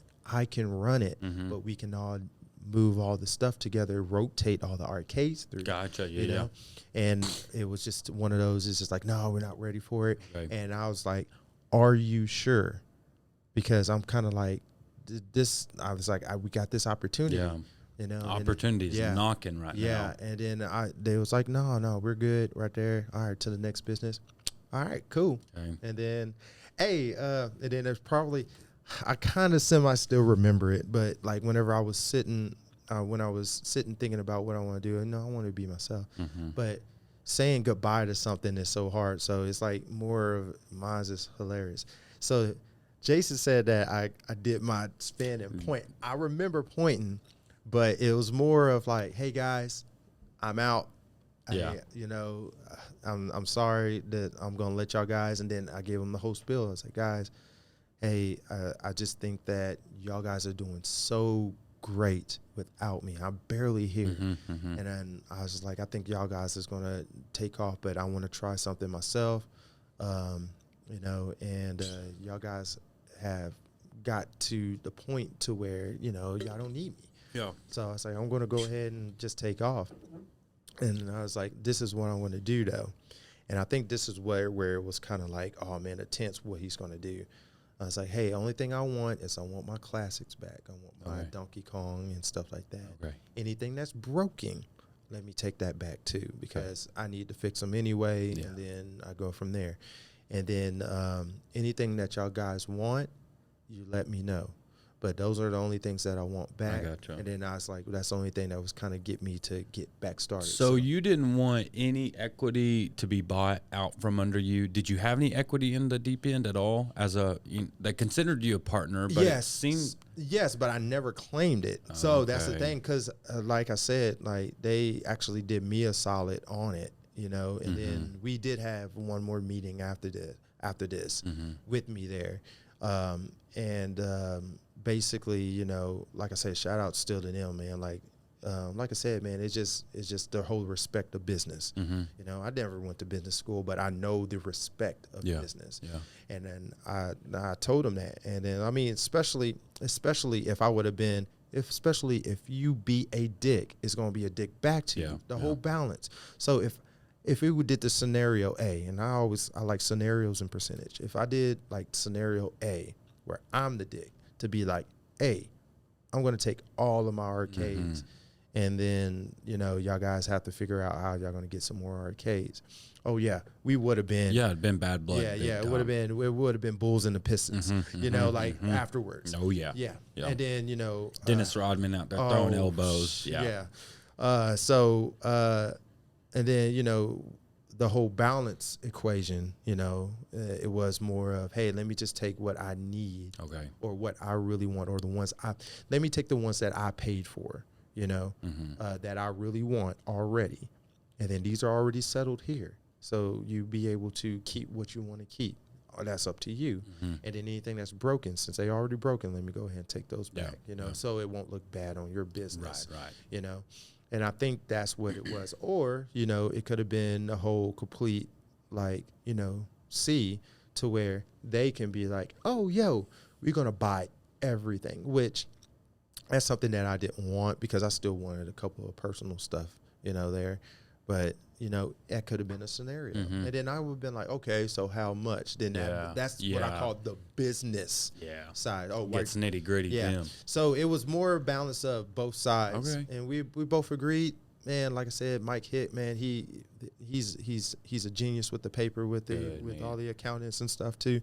And he's like, hey, how much is everything? And I wrote down, it's like, this is how much I pay for everything and stuff like that. And and I mean, there was a couple of ones I'd be like, hey, let me get this one. And he was like, well, Jason is part of us now, but since he doesn't want to sell it, we're not going to sell it. I was like, oh, that's fine. Okay. See, like I said, there's always that nitty gritty. Give and take. It's like, I was almost like a divorce court almost, who's going to keep the kids, But respectable, we did it right. For sure, man. And that's just a lesson learned that you don't have to be an asshole. Yeah, man. In business, sit down and talk about it, and that's beautiful. Blah, blah, blah. And that's what we did. They got what they wanted. I got what I wanted. Yeah. And basically, man, I think with working, I think I left with about 5 or 6 that was working, and the rest of them wasn't. And I started building again. So it's like I started over. And what'd you do with those? I mean, because I don't know if you have a big house or a big garage. What did you do with all of your arcades? Because that takes up a lot of space. It takes up a lot of space. So, I got with Ricky automatically. Okay. Because we was going to talk about it about a month. Okay. About a month. I'd be like, hey, I'm going to give y'all guys a month. Y'all tell me what y'all want to do. But it took them a week, and then they got back with me. So it was about a week and a half, and they got back with me and say, hey, we need this and this and this and this. And so they already making their plans, already making my plans, but it was a month ahead because I was going to talk to Ricky about, hey, can I bring my arcades here on the end of the month?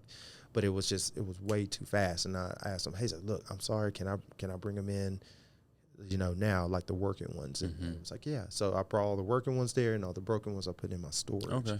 My storage unit, which is storage right now is way too high. Y'all need to go down on that. That's all I'm saying. It's hard out here. It's hard, man. Jeez, it went up $100 more. I was just like, oh my God, I gotta get these out. But it went from there. And then I started, like I said, finding some more arcades here and there for a couple of months. And I mean, I went with the discussion with my wife as well. Shout out to her. And, I told her, I was like, look, hey, I'm finally going to leave the deep end. We're going to try this myself. I have enough money for a year. Okay. I want to try it for a year. There you go. You had a game plan ahead of you. Okay. Exactly. And that's what it is. Planning and, strategizing of like what you want to do. So, and we sat down. I did all of the books. I did all of the stuff like, hey, this is what we need to make a month. This is what we need to do this. Cool, man. I did all that, and I sit down with her, say, hey, this paperwork. I was like, here's proof what we can do. And she looked at it, and she was like, go for it. And I was like, all right. I hope y'all are listening. Yes. This is what you need to do. Yes. This is exactly one. You find you a good partner that's going to sit down and listen with you, and then you have to have that mind on you to be able to do exactly what Marcus just said. That's beautiful, and you're so and a partner that's not going to leave. Exactly. That's why. Exactly, because you don't want to build a good business and then let it hurt. Same. But anyways, man, good job for you for really getting down to it and having to talk about the ugliness of it. Yeah, doing the work. That's the bottom line. A lot of people don't want to do the work. They seeing the successful of the stuff now. Of how I was like, oh my God, man, we proud of you. And like, I'm already tired. Like, I'm like, yeah, man, this is dope. I love it, But it was a long 20-year struggle of getting where I am at. I didn't just happen to go into the store and be like, man, let me buy like 20 of these arcades. Let me get all my artwork. Let me buy all of this stuff, these collectibles, and put in one spot. Yeah. You can do that if you got money. Yeah. I don't have money. I'm the happiest, brokest black guy in Wichita Falls right now. So that's my portray of it. Like when people see this, I didn't go to college. I had different options that could have made me just a regular Joe. Yeah. But I went out after the stuff I love to do. And that's it, do more of the stuff you love. That's another quote I love from Johnny Cupcakes. That's why I always wear shirts from Johnny Cupcakes. I respect his brand. I respect his business and how he is. And I portray that from him. So shout out to Johnny Cupcakes up there in Boston. Okay. But it's just, like I said, like that's the one reason why it's support. And that's the thing. This town likes supporting things. And it's about to get real. This town, Wichita Falls, love to support until something new comes. Then you don't support it no more. Gotcha. And that's the thing. It's kind of like, man, I'm going to break it down like this. It's like Six Flags Over Texas. You can go to Six Flags Over Texas every year, but after a couple of years, if there's no new rides, it's the same old thing. And they learn that, they got to change rides up and stuff. I feel like Wichita Falls is Six Flags Over Texas with no new rides. Yes. And then if there is a new ride, another ride has to be destroyed to build that ride. And that's what we shouldn't do. We shouldn't make it to where, hey, man, you can still go ride the Flashback, but go over here and get on the Titan or the Batman. That's what needs to happen. And then this new age, luckily with you and people like Jason and then me and my friends are, you can go ride the Batman. I'm Batman. You can come ride me, but then also go to Mr. Freeze and go check out my friend Titan. Yes. We're not like, do not go over there and you have to pledge your allegiance to me. It's no. Yes. I have a pretty cool ride, but have you checked out my friend's rides too? Exactly. That's the new wave, man. Exactly. And you're on it too. Exactly. So. And then, like I said, shout out to the deep end out there as well. Like I said, it was a little bit of a rivalry. I mean, I still consider us like Sonic and Knuckles like that. You know? I like that. Yeah, that's how we are. But the thing is, we can survive together. Yes. And that's the great thing. If you want to go and have a great time, hear bands, go and do the exact same thing at my place, but drink, go to the deep end. Yeah. Man, I get off work and be like, man, I've been all day at Maniac's Mansion. Man, what I'm going to do? I'm going to go to the deep end and go play some fun. Yeah. So pinball, like, you know, that's I have that option, you know, like I said. And another thing about this town that I do want to get on record, I don't know if y'all guys noticed this, but only three of something survives in Wichita Falls. Okay. Yeah. So if example, so basically, if we have myself, Maniac's Mansion, video games, and you know, and the deep end as well, and we still have, I want to call it RIP, the Plex, you know, Family Fun Zone. So that's kind of three of almost the same thing, but you still have Chuck E. Cheese. Yep. Then you still have, we're gonna go back a bit. We had the Tilt, you know. Then we still had Putt. See, a lot of people don't remember that. But I feel like when you have three of something here, one of those, if you have more than three, one or two of those have to die for the other ones to survive. I gotcha. Yeah, and it's the same thing with restaurants. It's the same thing with restaurants. That's why we see a lot of restaurants coming and going and be like, oh man, we had Gringish Grill, we have Five Guys, we have this and we have that, and then you know stuff happens to where, you know, it's either on their par or something like that, but it's still not, that still feel like a curse to where, okay, Five Guys is gone. Oh, here comes Freddy's. It's basically not the same thing, but it's similar. Yeah. You know, or blah, blah, blah, blah. And if it's the same franchise, it's two of it. So it's basically like, remember we had all those Sonics? Now like half of those Sonics are gone. Yeah. And they're all trying to sell them. McGregor's team has got like 3 of them listed for sale right now. That's what I'm saying. That's the same thing with, and it's crazy because a lot of people don't know on base we actually have doubles of stuff. So like everybody's like, oh man, the Burger King on Kemp is gone. We only got one. No, we have 2. There's one on base. Okay. A lot of people don't know that. We have the same thing with GameStops. We had 3 outside. Now we only have 1. Guess what? The other one is on base. I gotcha. See, there's a lot. So I feel like the same franchise, like if it's the same franchise, when you have 2 of it and that's it, unless, you know, it's like McDonald's. Actually, McDonald's and Subway. Yeah, they're all over. Yeah, they all over. And just wait, Chick-fil-A's about to, you know, be the next one that has more than 2. Yeah, and then I mean, if they get Chick-fil-A over there by the base, man, they done. they mafia style. But I mean, that's just examples. You know, that's just kind of examples. So me and I told Jason that I was like, look, man, if we're gonna make this work, and I was like, look, if you want to take over like Scarface, we're going to have to work together. We got to work together. It's like, man, you're going to do what you're going to do. I'm going to do what I'm do. But we do need to communicate. Yeah. To be like, hey, man, this is going on like that. But it's just, that's how it is. You know, it's how it has to be to survive, to survive, man. Like, man, I'm going to tell you this, man, another crazy fact.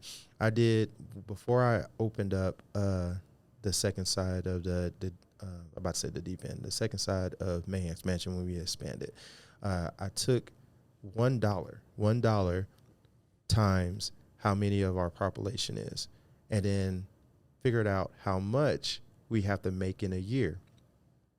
It takes 35,000 people to come in my place once, part of the population, once, for $1 to pay all of my rent for the whole year. Okay.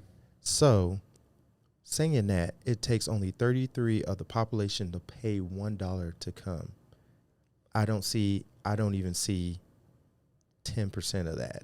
What did Jason say? The 1% of 1% of the town. Yeah. And I mean, that's the mindset. So that's how we set it. Crazy is that's how we set our prices. That's how, you know, I want to make sure it's low enough for y'all guys to come and enjoy. And people's like, oh, you need to go up. You need to go up. Why? I don't need to go up. I need to go up now because the economy, of inflation. 2022. Yeah. But I'm just saying, like I said at the beginning, you're going to hear all the time, I don't do it for the money. I do it because I want to do it. This is me giving back in my way. I don't have to go out. I would love to, but I don't have to go out and do the food bank, or I don't have to go out to Salvation Army and pass out. This is a way for me for y'all guys to come out to have a good time, and I get to live my dream. Yeah. And it's helping everybody. Yeah, dude. I really feel like it's just you sharing your love with everybody else. Exactly. And it's exactly that, because as soon as you walk in, it's nothing but arcades, and then you get closer to the countertops, and then you see all the comics, and then all the cereals and everything. Like, it's you. Yeah. And then luckily with your popularity, it's just you being able to give yourself back to the town. Exactly. You know, and man, and a lot of people saying that, Wichita Falls, there's nothing to do. You know what? That's true. There is nothing to do here. You know, that's one of the reasons why I opened this up. That's the one reason why I became a DJ. There you go. A lot of people don't understand that. There wasn't a lot to do here. And especially, man, we're going to go way back again. You go to Graham Central Station when it was here. You go to RIP to them and RIP to Stage West, man. Yeah, that was the spot. RIP man, Stage. God, Man. damn. Like, man. The good times. And the crazy thing is, man, if you went there, I bet you still know the playlist.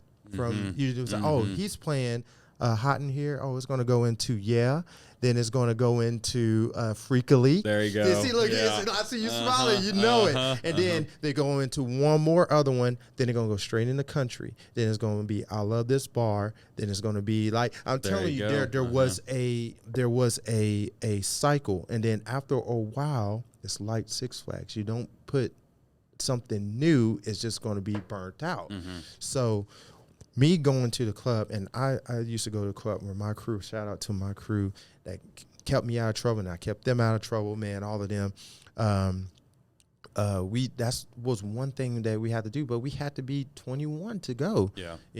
And we go there to have a good time, and people get in fights and stuff, and it ruins our time. But, when we go, I was the one who wanted to dance. Yeah. I wanted the one who wants to dance, pop lock. I don't give a damn who was on the floor, and then, they had that stupid rule. You got to dance with a girl. I was like, man, we got to bring a girl next time so I can just stand in next to her. And then kind of I didn't know that was a rule. Yeah, that was a bad rule, man. Oh, you have to have dance on those. And I was like, man, what if you gay? Yeah, like, what if two bros want to go dance? Yeah, and I was like, man, and at that time, nobody didn't think about that because it wasn't irrelevant. Yeah. But I'm just saying, like, that was one of the funny scenarios. I was like, what if I was like, dude, this is my partner. Like, what? We just wanted to cut a grind. Yeah, and you have to get a girl. Yeah, you have to get a lady to and that was one of the things, our crew, everybody had a crew, go out. One was the ladies' man. One was the one who was buying the drinks. One had to drive. I was the driver, AKA the dancer,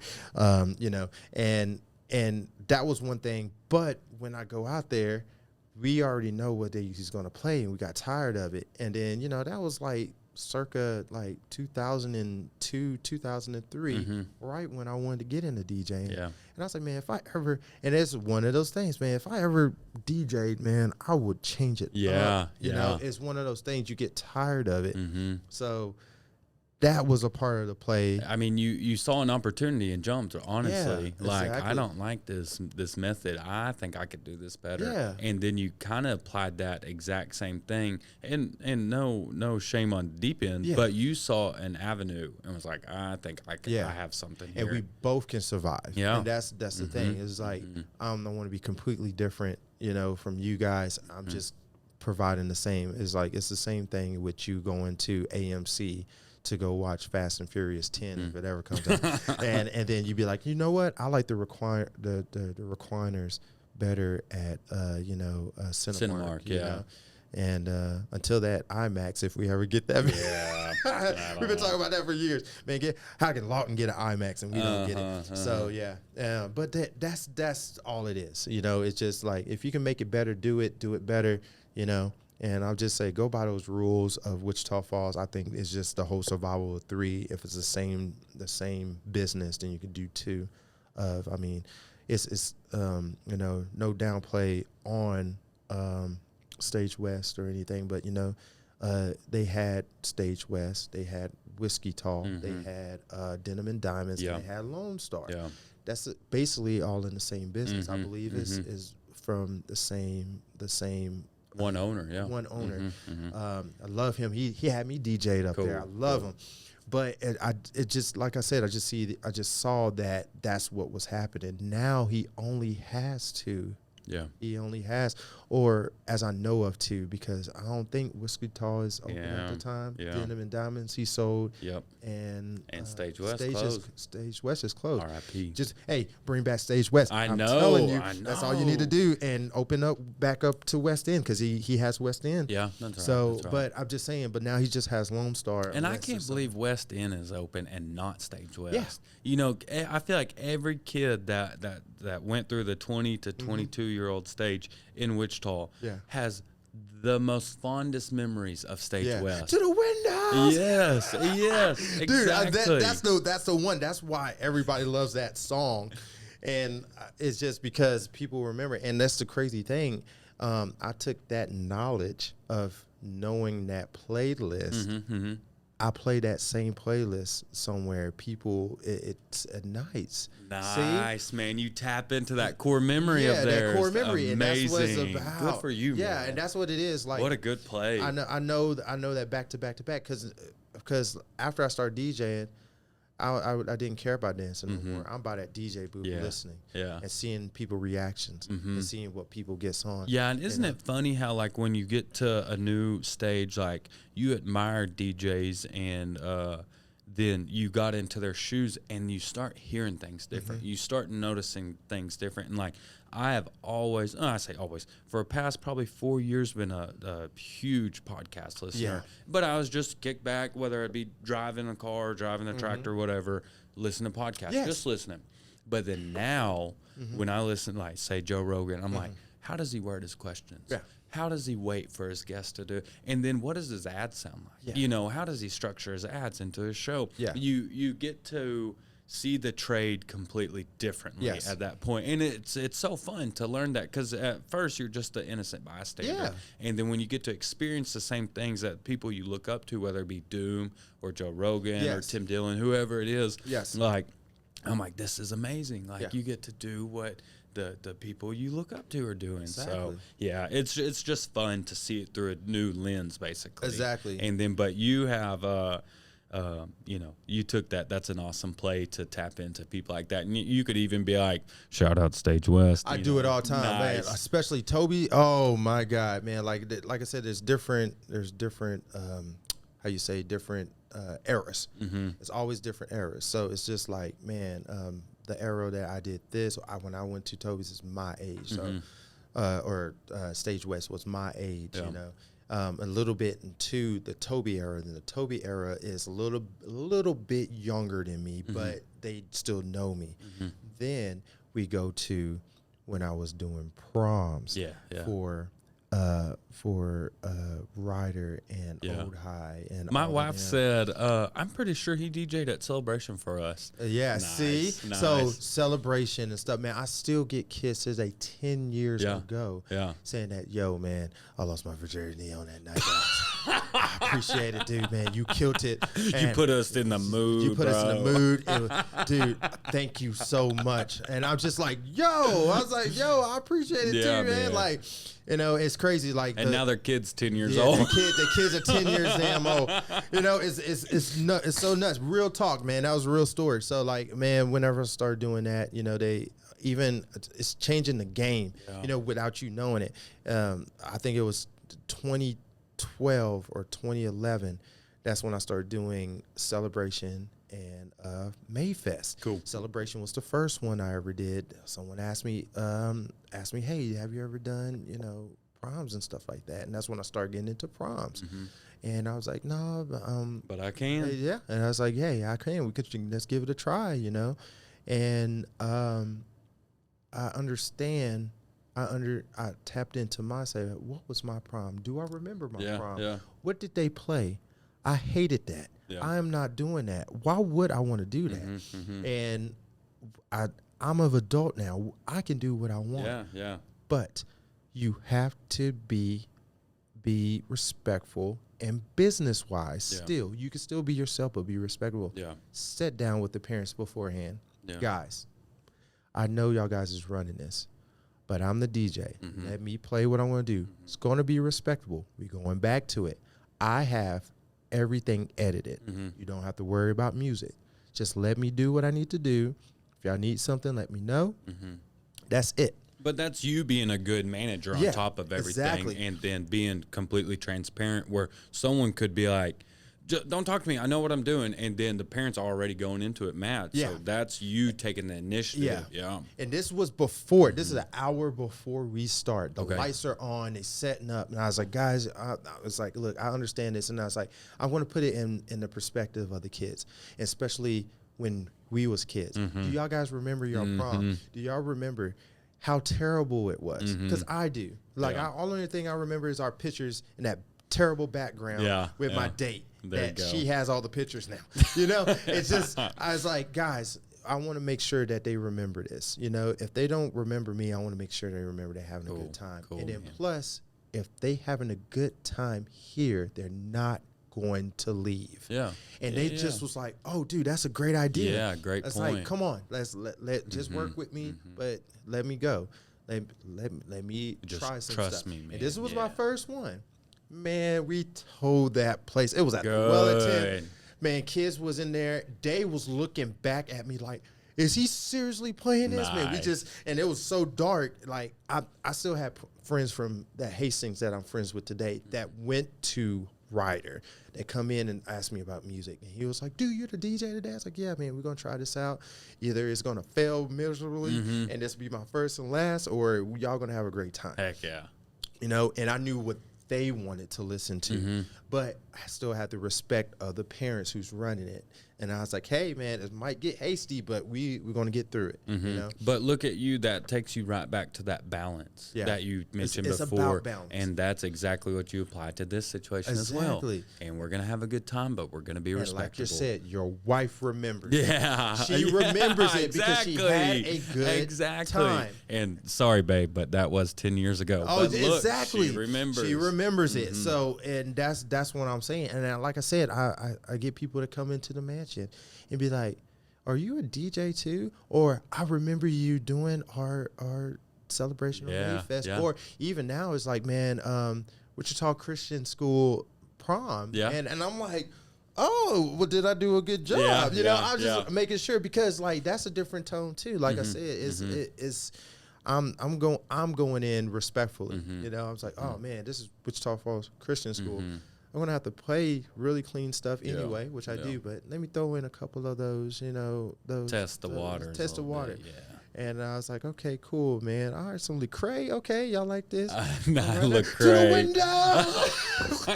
And then the parents in the back just dancing. Yeah, they're like, oh yeah, we gotta make sure that, and that's what it's about. It's about a good balance, and I'm very keen about that. I mean, even with me.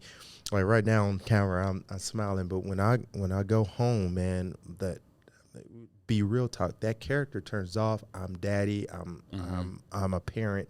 I'm at the house. I don't bring that to my house, you know, unless it is business with my wife, you know. So when I go there, is like I said before, I go to Kanye, like. Yeah, I'm happy, whatever. But I want to make sure that people know that, man, it's real out here. Yeah. Like, I'm here for y'all guys. We having a good time. Want to make sure you have a good time. Yeah, man. And, you know, and a lot of people is like, man, I didn't know you had kids. I didn't know you're wired, because it's just from a business standpoint. If I got so many people following me on Facebook and stuff like that, I'm not going to put my family out there like that unless I want to. Yeah. You know. Yeah. I was like, if you want to see my baby pictures, man, you gotta go to my wife's profile, and then she will accept you, you know. But it's just one of those things that I know the balance of professionalism and business, and I try to mesh it. Yeah, both. I think you've done a great job with it, especially from these stories that I've heard as well. Yeah. And so, man, we've hit so many things. I kind of want to just keep rolling with it. Because, keep going. Yeah, what you got?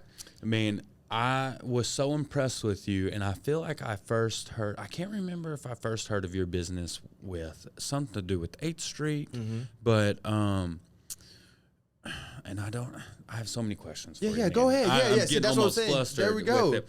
But got to do a part 2. Part 2 coming. We are going to have to do a part 2, and then maybe in a couple months we can hear, what you're doing in a couple months. Anyways, but so I can remember specifically hearing there was an arcade, and it had a cereal bar in it.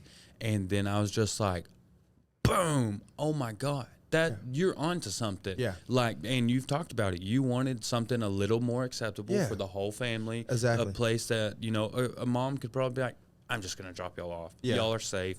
You're not around a bunch of, 20 to 60-year-olds drinking. Yeah. And so I can just remember being like, dude, this guy's got it. He's got an idea. And so, I mean, was that just your only premise behind it? Was you wanted a more family acceptable place? Or, I mean, do you seriously love the cereals? Man, I mean, what all goes into this? So I mean, with the cereal bar, man, a shout out to my brother BJ Mays, man. Like he the one that sparked the idea on it when we was in it. But the real talk is, man, I can't cook and I don't like doing dishes. So I mean, yeah. So it's like, all right, man, I don't need to keep people here. I need to keep people here, but it's still another thing that is like what we used to do as kids. Okay, yeah. Saturday morning, like I base my spot on Saturday mornings. That's what I based it on. Saturday mornings, you get up, you get a bowl of cereal, you turn those cartoons on, you watch cartoons for 3 or 4 hours. Then, either you watch Matlock or Soul Train when it comes on, because that was the only thing that was on TV. You turn it off, you go get your video games, you play that all the way until 5 o'clock, until your friends call you. You go outside, you have some fun there, and then you come back inside, and then you end up watching, your favorite movie until you fall asleep, and then Sunday you get up and go to church. That's how I had the premise of my place. You go, and then also the relaxation of you getting out of your own house just to go to somebody else's house, because you want to be excited going to your friend's house. I remember that, spending the night over somebody's house. Nobody don't really do that no more, I don't think. But I'm just saying that, oh man, like my best friend at the time when I was in Arlington, his name is Jeff, and he lived a couple of blocks down in the apartments. We go to school together and stuff like that. But we always copped up this plan, how we going to spend a night on each other's house. And at the time, I didn't have my own room yet, so it was mostly his house. Okay. But we're going to figure it out. We was like, all right, cool, man. You're going to call your mom, and you are going to ask her, not me, because if I ask her, it's automatically no. I didn't do good this week in school, but if you ask, it's more of a 50-50 chance, and I will be good all day, and we will set out a plan already what we're going to do when we get there. When we get there, we're going to play X-Men on Genesis until we try to beat that level. Then we go in there and play Ninja Turtles, and then we're going to draw some stuff, and then we're going to go antagonize your sister real quick, and then, we're going to hit up our dude Shannon to come over and see if he can just stay to play with us. Then we're going to try to see if he gets it. Man. See, get it back to back. You're all about tapping into that childhood core memory. Yeah. And then it's like, that's awesome. Yeah, and then we play paper, rock, scissors, who's going to sleep on the floor because you got bunk beds. And then wake up. His mom used to make these pancakes with blueberries, like man, killed it. And then we watched some cartoons, and then I didn't get to go home until like maybe 2 o'clock. Call my mom. Hopefully she don't pick up. That means she ain't there. Then we get to stay. Then I'm telling you, like all of that will come out when you come to my spot. But it's about going over somebody else's house because you're comfortable, not because you don't want to. Yeah. And I mean, I've been over some people's house. I'm like, man, I ain't never come back over there. It's like, hey, you coming to our spot, man. It's just that's the feel that I wanted. A lot of people call it nostalgia and stuff like that, and I really don't call it. I just call it just like a really fun, memory that you want to experience again. And then also show your kids, hey, this is what I used to do. It's more of a history lesson too.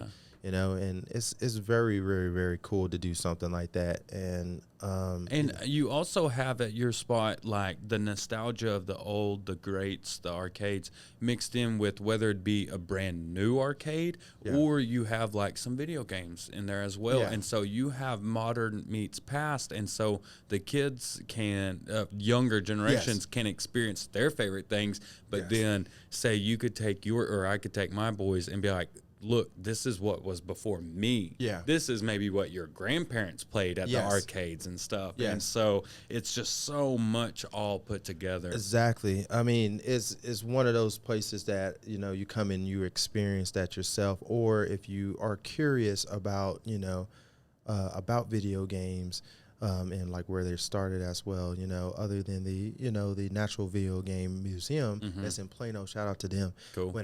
When me, my brother and my cousin Darnell, we went down there just to check it out, man. It was an experience. They had all the old systems there. It kind of gave me more of a better spark of what I wanted to do here. Cool. So when I went around there, man, it was so cool. If you haven't gone and you in Texas, go there. That's one of the dopest spots. Tell them the Maniac sent you. Cool. And basically, you walk around, you see all the handhelds, you see all the old Ataris, and some of them are hooked up to where you could play. They had a huge pong table. They had a row of every system hooked up with one game in it, so you can try it yourself. But one of the coolest things they had, two of the coolest things they had was they had a era room of two different eras. They had one that was the 70s. Okay. Looks just like the 70s. I'm swear to God. Yeah. You sit there on like that old like brown couch. Yeah. And they had that old TV, and they had old pictures and stuff, everything from the 70s, and they only had an Atari hooked up to that. Cool. And you see some kid that's wearing, you know, a Juice WRLD shirt playing there, and it's just like, whoa, this is just like time traveling. Yes, then on the other side, they had an 80s room where they had 80s/90s room, where they had Kelly on the wall and stuff like that. And I was like, that is so dope. And then they had their regular Nintendo just on that, but they had the room around it. I was like, that's a better way of representing that time. And then you end it, how they end it is it's always exit through the gift shop. Okay. But before that gift shop, there's an old school arcade that you can go in. And the guy that works on those, shout out to the Pewits. I know they donated a whole bunch of nice stuff, and I follow them a lot, and I see his restoration of old arcades, and that's how I learned how to do stuff from them. But they have so many good arcades in there that's top level 100%. I say my stuff is like 87% like working, or you know, it doesn't look as good, but theirs are 100% like great. Like look like it was just built yesterday. Yeah, 80s, they got the 80s pumping. Man, so you know, I got that aesthetic as well. But man, that's the one thing that you go in and you see old and new play, and it's like, this is dope. And I flipped out when I saw a Michael Jackson Moonwalker. You don't know how rare that is. Yeah. Like a 3-player Michael Jackson Moonwalker. I still want that. I want to steal it. Like I told him, I was like, dude, like when y'all ever like sell that or something, let me know. I know he's never giving it up. But then you go through the gift shop, they have all their old stuff, and of course I have to buy something and put something in my shop.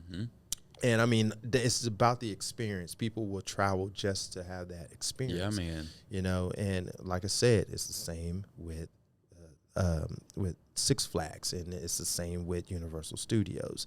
You know, I feel like I based it off of that because I really don't want to franchise it out. A lot of people was like, oh man, you need to open another location. And I was like, no, I want to make it to where I have one location. People visit me. Yeah. And I could just grow, and it be something really, really great to experience. It's worth it. Yeah, man. And that's what I really want to do. When you walk in, you're hit with, I guess we're going to say, hit with nostalgia. And like, oh my God. Man. You know, the parents are like just proposing, like, oh, this is so good. And you know, the kids is like, what is wrong with daddy? You know, it's just like, oh my God. And then, you know, and it starts with the kids. And going back to your original question, it's not that I did try to do it for families. I didn't. Okay. It was more for my age, whenever I was with about to say Game Exchange, with the with the deep end.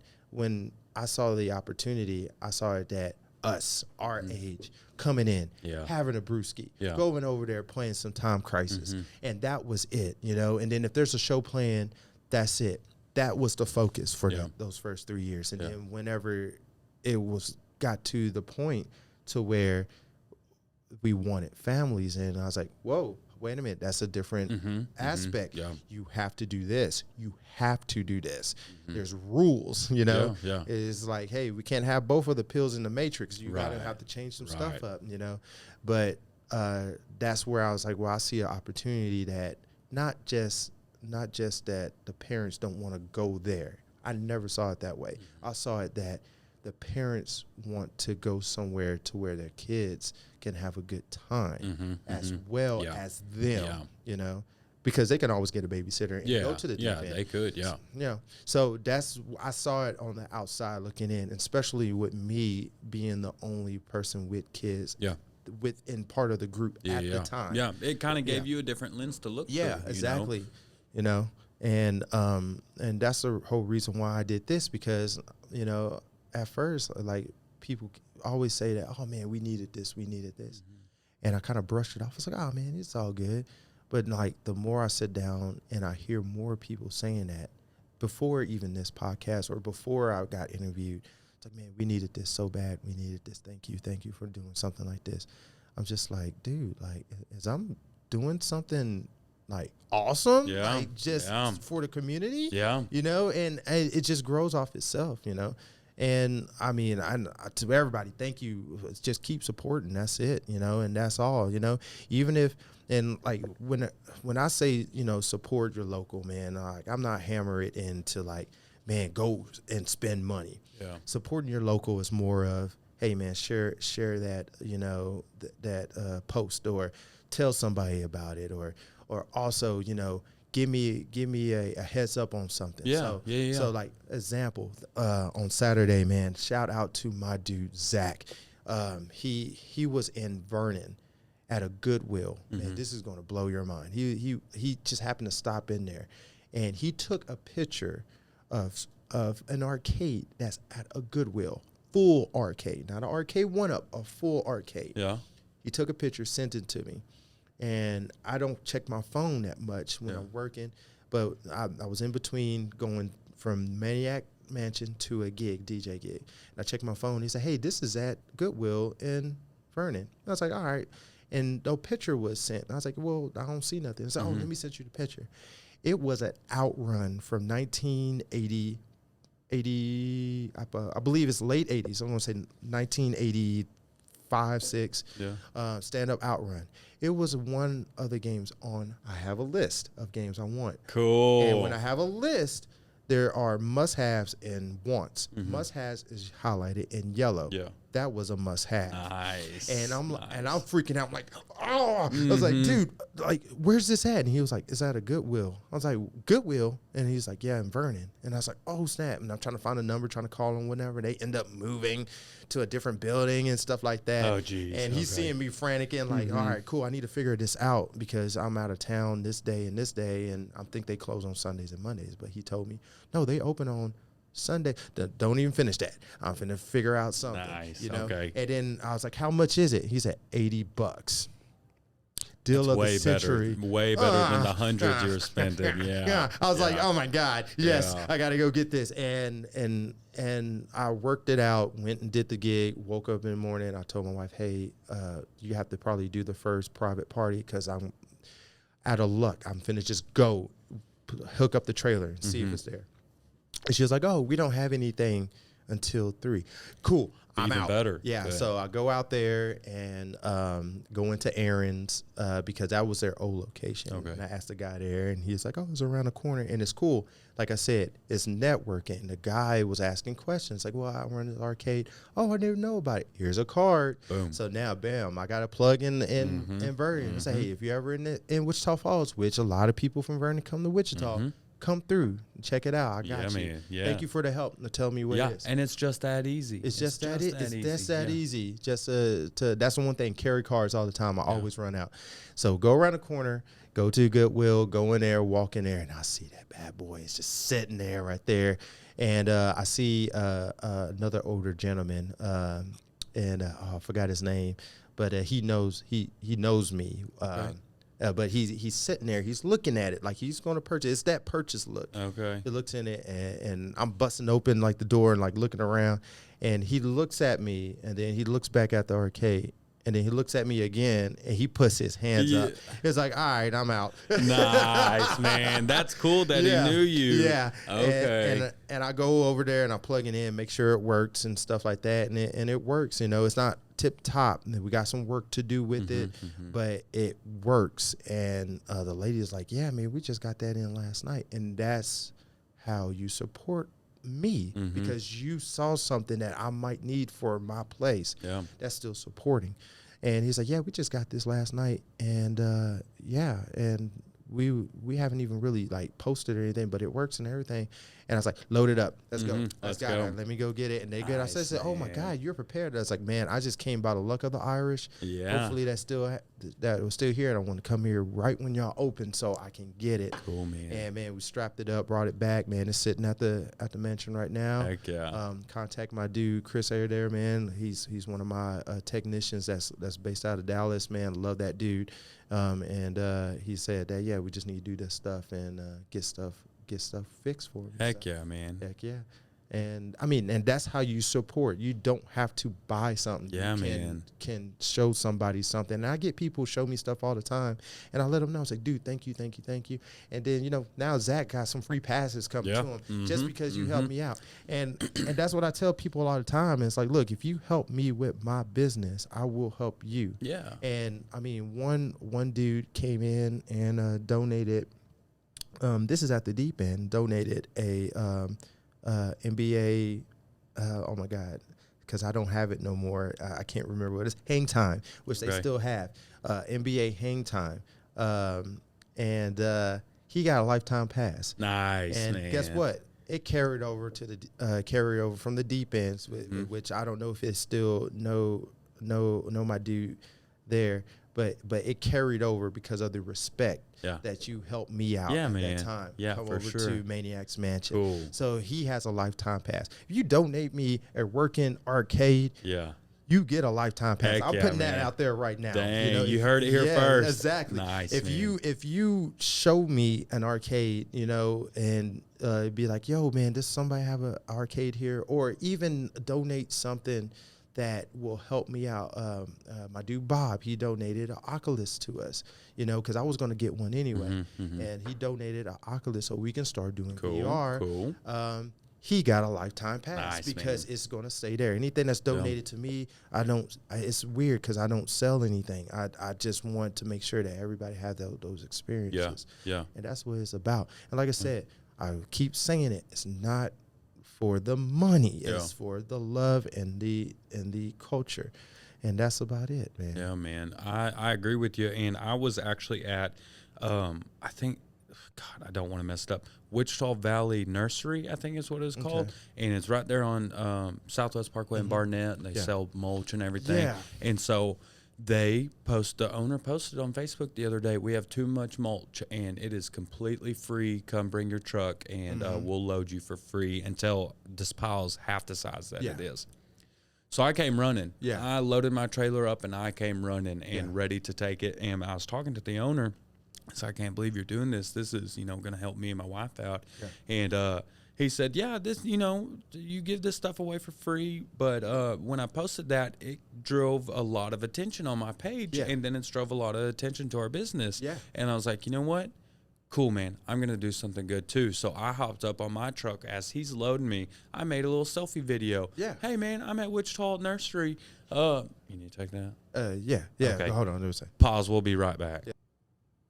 All right, cool. And we're back. Yeah. But basically, he was just talking about giving something away for free drove a lot of attention to his page and to his business. And then so I was like, okay, he's giving this away to me for free. I can do something for free also by just posting it to my Facebook. Hey, come check him out. He's giving it away for free. And then if you don't have a truck, holler at me. I'll come bring you some, you know? And then so I was just like, that's awesome. I'm glad that he did that, and that works out. That's what needs to happen. It's just a lot of peeps, you know, not just in Wichita, but it's just a lot of peeps that's like not helping out each other. It's always about the money to move out, or man, what can make it to where I can make some money off of this. It's not about that. It's about you helping out your community the best that you can, and it will come back on you. It's a balance. If you help somebody out, they will help you out and that's what I am very legion to that. Like, I'm very legion to, like, if you come to my spot and you post something, hey, we at Maniac's Mansion, blah, blah, blah, blah, blah. Hey, come check us out.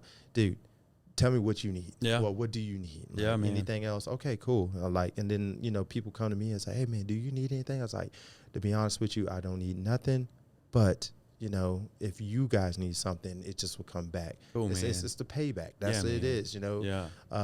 And that's the one thing in business that I learned. And like I said, I never went to school for business, but I mean, learning from all of these other people's, learning from you as well with the podcast, you know, and learning from, you know, retail or what people like to see and stuff. It will all connect. A lot of people who wants to do the craft I want to do as in DJing or open up your own business, think you have to use only one word of encouragement. It's not about that. You don't have to just read that one hang in there cat poster. You know? I know what you're talking and be about. Like, okay, cool. I'm just going to hang in there until everything works out. No, it doesn't work like that. You know, or it has that one football picture and it says courage. Blah, blah, blah, blah, blah. You have to put all of that together like a book. And speaking of books, you know, it's more of the, you know, you can take a quote out of a book, or you can open up a random book, read a page out of a book and get something out of it. But to fully understand it, you have to read the whole book. You have to read the whole book, at least a chapter.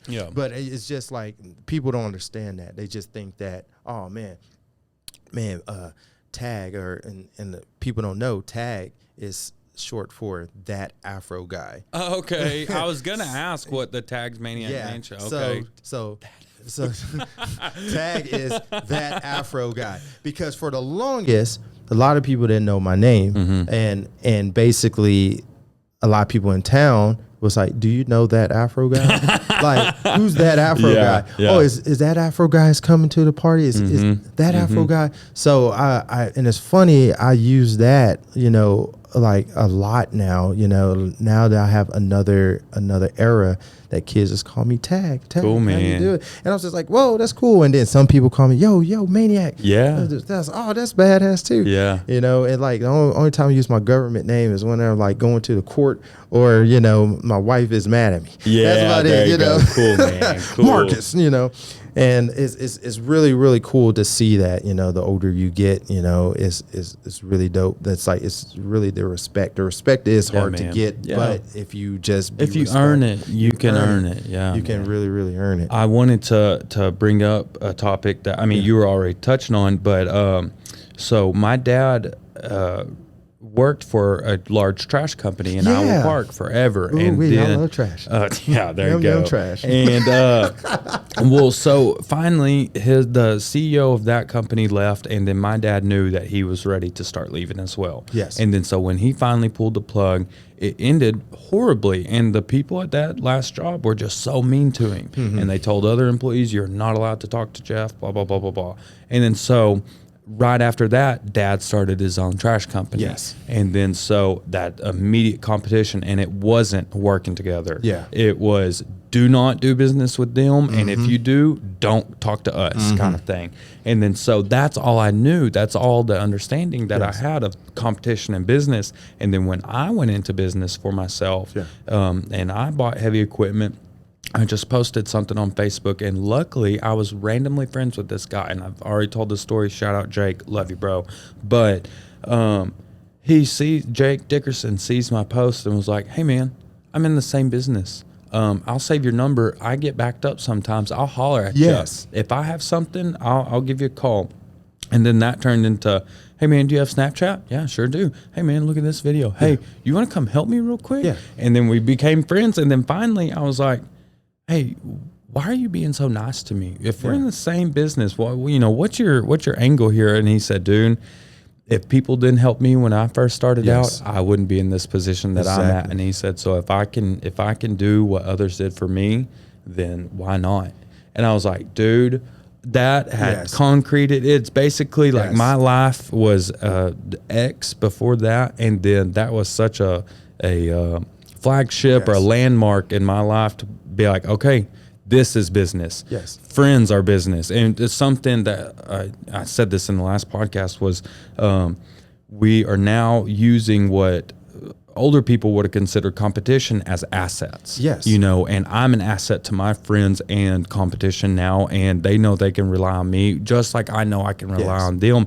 And you know, it could have, I could have took this scenario and been like, well, Marcus has his own podcast. I'm not going to have him on my podcast. And that's a complete opposite thing of what podcasts are for. Yes. You know, it's all community. And at the end, we're going to shout your podcast out. And we're going to give them the links for it and everything. So it's just so good and refreshing to see this newer generation of people going into business being like, wait. And the saying is, if you want to go fast, go by yourself. But if you want to go far, go with others. And I'm like, yes, that's it. And you don't even have to hire your own team. Yeah. You can just be friends with people like-minded and then same similar businesses. Yeah. And then, man, look how far you got. And you did a whole podcast talking about, you know, your friendship with your neighbor that also is in the same industry as you. You know, it's beautiful, man. Yeah, I mean, beautiful. Like that's true. Like that's another quote that's really good. And it's like, man, I don't know who said this one, but it's like,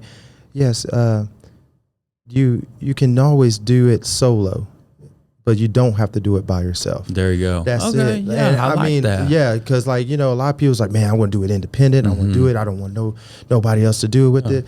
Man, being independent and doing it by yourself, man, is good. But when you have that backing, and like I said before, when you have that backing, you want to make sure that they are supporting you the way you want them to support. Yeah, man. And that is it, you know. And I mean, it's the same thing like with my wife. Like my wife is there. My shout out to my wife, man. Yeah. My wife, to me, y'all gonna laugh, is my money management. Cool. She's the one that I have to talk to before I get anything big or anything that I want. She makes sure that my books are good, you know? Cool. And that's important to me. Man. Because if I was doing it, Maniac's Mansion will be right there in that hotel with a whole bunch of other stuff, and I'll be way in debt right now. Yeah. And I mean, and that's what I wanted as a partner. I say, look, if you want to be in part of this business, this is what I need. You know, you don't have to. You don't have to do anything. You my support of me coming home, Kanye West face, you know, and be like, you did good today. Yes, I'm good. But if you want to be in this business, this is what I would love to have. Cool. You know, because I don't trust myself with money. Okay. As you can see, I have so many collectibles, and all those collectibles, guys, I'm telling you right now, you come in there and you see that is from whenever I was working those 2 or 3 jobs, because I want the stuff I wanted, I could finally afford, you know, but I also had a family as well. You wouldn't understand that I was a sneakerholic. Like, I used to buy sneakers every month. It was bad to where I used to buy sneakers every week. I'm still into SB Dunks, but I don't do it no more. Because you know why? My wife asked me to stop. Nice. And she asked me to stop, and I argued with her, why? This is what I am. But she saw in me that, no, that's not good. You have a family support. Yeah, man. You out here DJing. You're making all this money, but you're not putting it back, or you're not putting it into what you want. You're just seeing this new stuff and you getting it. And I agreed with her. I was like, you're my wife. I want to do it. And, you know, I've been like straight for like 10 years now. Cool, man. Cool. But I still buy stuff here and there. Yeah. But it's just like that energy of that money spending. I saw that in her, and yes, we still do disagree with stuff, but it's about that balance. We sit down, we talk about it, man. This is another podcast. This is part 3, relationships. There you go. But Relationships with Marcus McGee. Yeah, but it's just about that balance of what you need, what she needs, and how do you get that want. Yeah, man. It's balanced to where, hey, you know, it's not always about, hey, this is what I'm going to do or whatnot. It's about me sitting down and be like, look, I want to do this. Right now, it will be you only working right now. We have these beautiful 3 kids. How are we going to support it? This is going to support by these numbers and stuff like that. Can we do it? You know, and that's what I saw in her. And I was like, okay, you're my money manager. Cool. Because you allow me to do this. I want you to make sure that we're on par enough because I suck at taxes. Yeah. And I just know that you will keep on me, and I'll be too excited to buy, you know, something back. Yo, can I buy this? You got money in the bank? No. You got to wait till the end of the month. You need someone to ground you, to level exactly. You know, you need that team. And then also, man, you know, he's not officially on my team, but shout out to Caleb Villa, man. He does photography work now. I know your wife is good, but man, Caleb is who I want to do a podcast with, and I saw in him, man, he does great work. Is that OG? Yes, that's OG. Okay. I didn't know his real name. Yeah, so it's OG, man. Like he's in the video game business as well. Cool. And it's something that he's been wanting to do as a podcast. So we take it to ourselves to where, hey, I want to get with you. This is your dream. This is what you want to do. I have an extra room in my basement. You get the paint, start painting it. We start figuring out what we need to do to make this a room for you. Yeah. And it also helped me out too, because I want to experience that as well. Yeah. You know, I want to try it. Now we got people that want to come in our room. Yeah, man. It. They be, hey, can we do a podcast in there? We want to start. Yeah. Like I said, it's changing the game without knowing it. We have people who wants to start a podcast. I don't even know what to say. I'd be like, yo, maybe we could figure out a schedule. It's like me starting over whenever I was DJing. I didn't know what to do. Yeah, I guess we can. Yeah, exactly. Hey, we can. Let me figure out something, and once it's ready, we get you set up. And then Caleb come in and I was like, I didn't even think about you can rent it out for people. Yeah. It's like me either. It just came naturally. That's what it's about. And it's, to me, I'm like, it's not about the money. So I just like, man, it's just really, to me, I keep saying it's about the money, but what I do take precious is time. Yeah. That is the one thing you don't get back. As a dad, it's even more super serious. Yes. Yeah. It's about time and giving your time to the right peeps and giving it. So like with me, with the plug for DJ Rock the Party DJ service, you are paying for the talent as well, but you're really paying for my time. So, time away from your babies, time away from your wife. You know, that's why the prices is what it is. Is hey, I could be at the mansion right now running my spot and I'd be happy. It's about the time. You know, don't come for me for the right prices. Like I heard it before. Don't come for me for the right prices. Come for me for the quality of the work. Yeah, man. Or whatever. And you know, my prices might be awesome. Like I'm still one of the lowest people here with the lowest prices. And people like, man, why you not priced up high? Or people still like, man, why you not, you know, as low as? Yeah. It's like, look, it's a balance. I'm in the middle of it. So it's like, hey, go around, shop around for prices, then come to me. And then I tell you my prices, what I do. Yeah. I don't like lights, like I said earlier. But I can provide them. You know, I'm here for the music. Make sure y'all get down, y'all have a good time. Cool. And after everything, I will ask you, how was it? Did you like it? I want feedback. And it's the same thing with Maniac's Mansion. You come in, I see y'all guys come in. I don't speak to you at first. That's why our bar is not at the front door. It's about the whole experience first. I'm not there to take your money. I'm there for you to check it out. You can just come in and look around. Hey, can we look? Yes, go look around, check it out. Cool. And then they end up coming back a week later. You know, they don't have time, or people come in, don't know what to expect, and they's like that. And then little sign, go to the cereal bar. What's a cereal bar? Yeah. And they come. Oh my God, you know, and they're like, hey, and you know, it could be even better because you have so many exotic cereals, what I'd consider exotic, because you don't see them in United or Walmart or whatever. Yes. And so you're just capitalizing on experience. It's not just some middle of the mall bullshit. Yeah, you know? yeah, exactly. It's one of those things that everything I do, I try to do 110%. Nice. And even whenever you got to do the work of learning the craft, no matter what it is, even basically a cereal bar. Yeah. Because how I started the cereal bar, I wasn't the first one. A lot of people was like, I never heard of a cereal bar, because it's not common. Yeah. But I end up looking online, like I always do with everything, finding the basics of everything and looking at it and see what they did and seeing what they love to do. And then I stop there. Basics. I stop at basics because I don't want to take somebody else's idea. So, hold on. All right. And we're back. All right. What were we? We were just basically talking about how you get into something and then you learn the basics and that's all you need. Yeah. You just need a good foundation. And then I feel like your creativity, I feel like you're born with a lot of creativity is what I've gained from this conversation.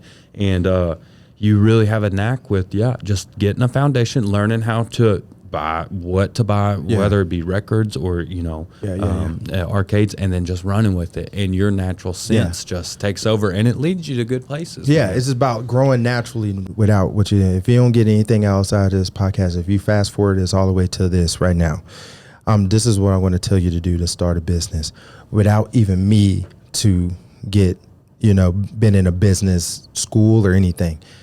You find out what you love to do. You could do it every day and don't get paid for it. And that's what you do, your passion, what you really, really, really want to do. Then what you do is you go and you do the research. Find out something that will help you also gain money from it, but still experience, everything that you need to know, what you need to get started. Mm-hmm. Don't try to overthrow anything. Mm-hmm. Don't try to be like, oh man, I want everything at once, because it's not going to happen. Yeah. And this is coming from a perspective of a person who don't have all the money in the world. Mm-hmm. This is me, bare bones. This is the backbone of what you need to do.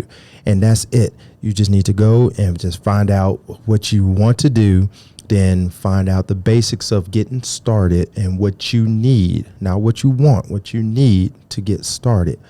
Then on the third, always the third, then that's when the money come into play. Mm-hmm. How much is it to get your equipment, or how much your talent can get you so far, then what you need to express yourself. Yeah. And that is it. And then go from there. If you need a building, you need a building. If you can work from home, you can work from home. But, start off slow and pieces, and then it will just grow naturally, And like a lot of great things, I learned this too, man. Like if you look at your favorite artist, or you look at your favorite entertainment person, actor or something, their career booms in 10 years. It's always 10 years. It may be a little bit earlier, but it's 10 years. You might see them be like, oh man, they famous standing out, but you got to understand they started before that. They didn't just show up. They've been grinding for 10 years. So that's why there's a lot of artists. That's a lot of artists that gets into the record business, and then they do like 5 albums, and then they say they're retiring. You're like, why are they retiring? Because they already, for 5 years before that, did the hustling, did the local scene, did those bars, did the traveling, and didn't have the luxurious experience that someone like Kendrick Lamar, Lil Wayne has right now. Yes, they were grinding and driving in a sedan or a minivan and sleeping in the back seat, going to the next show for $50 or whatever. Yes, to get the exposure. That's the one. That's another thing, is to getting the exposure. Yeah, all I worked with from now, was word of mouth, and that's like the best thing ever. Word of mouth can kill you, or it can succeed from you. And now that we in this viral world, we get back to that. To the viral world, word of mouth is the strongest thing, man. Don't do no word of mouth on Twitter, man. That's gonna just pop. That, and now TikTok, that's just a different word of mouth. So once shout out to Jared, man. He a big face down in Dallas, Texas, and he does the Jared. What is it? The Nerf Big Battle. Okay. He does those. Okay, cool. And now he's doing one in L.A. Okay. And I got a feeling, man, he's going to do one in Florida. Is it just like a paintball type of scenario, but with nerfs? Yeah, with Cool. nerfs. Like Okay. everybody just come, buy a ticket, and Cool. he rents out the stadium. Okay. Did you know you can rent out the stadium? I'm talking to the listener right the now. Cowboy Stadium? You could rent it out if you Okay. have enough Yeah, money I for know it. it's That's probably all it cost some is. cheddar. That's Yeah. all it is. It's always if you have enough money, like I said. But anybody can rent that out. The first time I ever been to that new stadium is when I was DJing. I went to the new stadium while DJing, and man, some of the people were just gonna take their headphones off when I say this. It's when I was DJing for the Nighthawks. Yes, I was their DJ for Nice, man. 2-3 years, about Nice. 3 years, and that's when they was doing outside stuff, the good stuff. Yeah. You know, and that's how, shout out to Jerry, who owned that and everything, for giving me that opportunity. And then that's how I got my new equipment. I worked with the deal with them and be like, look, man, it's like, hey, for me to, oh man, and I was running. Hey, guess what I was running? I was running those PVs, and they wanted me to rock a stadium. I was like, well, if you want me to get, I got to get new equipment. I got to get new equipment and stuff.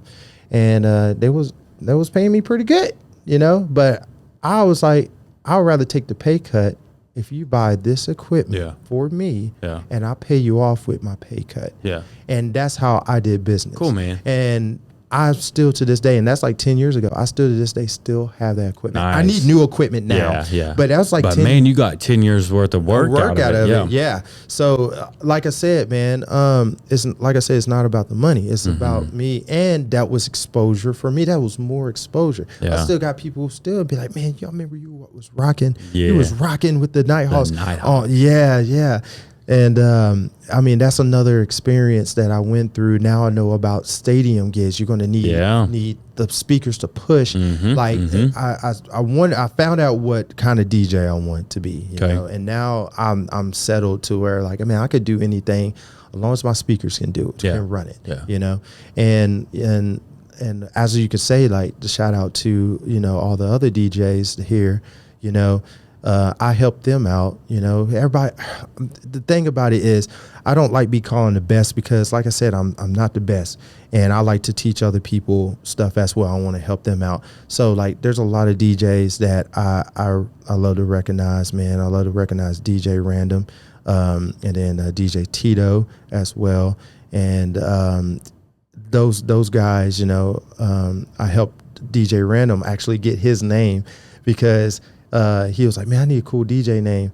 And he was just playing like random stuff. I was like, what about DJ Random? Nice. Yeah, man. he's like, oh, that works. It's that and easy. now that's his name, and I'm glad that I got that. And we worked on a couple of gigs together, helping him, showing him some stuff here Cool, and there. man. And then even with him, and shout out to him because he's the one that I borrow lights from. Cool. So like I There you go. said, it's all it goes back and forth. And then with Tito, I even saw him when he first started, and he was getting equipment and stuff like that. And we met like he was what's a guy that fix up the apartments, the maintenance man. So he just happened to come when I was in apartments, and I had my first son, and my one little room with all my collectibles and stuff, but I had my turntables there. And he asked about them. He was like, yo, man. I was like, you DJ? And then that's when the face like, man, yeah, I DJ. Maybe why? Yeah, what's up with you? It's like, man, I DJ as well, or whatever. And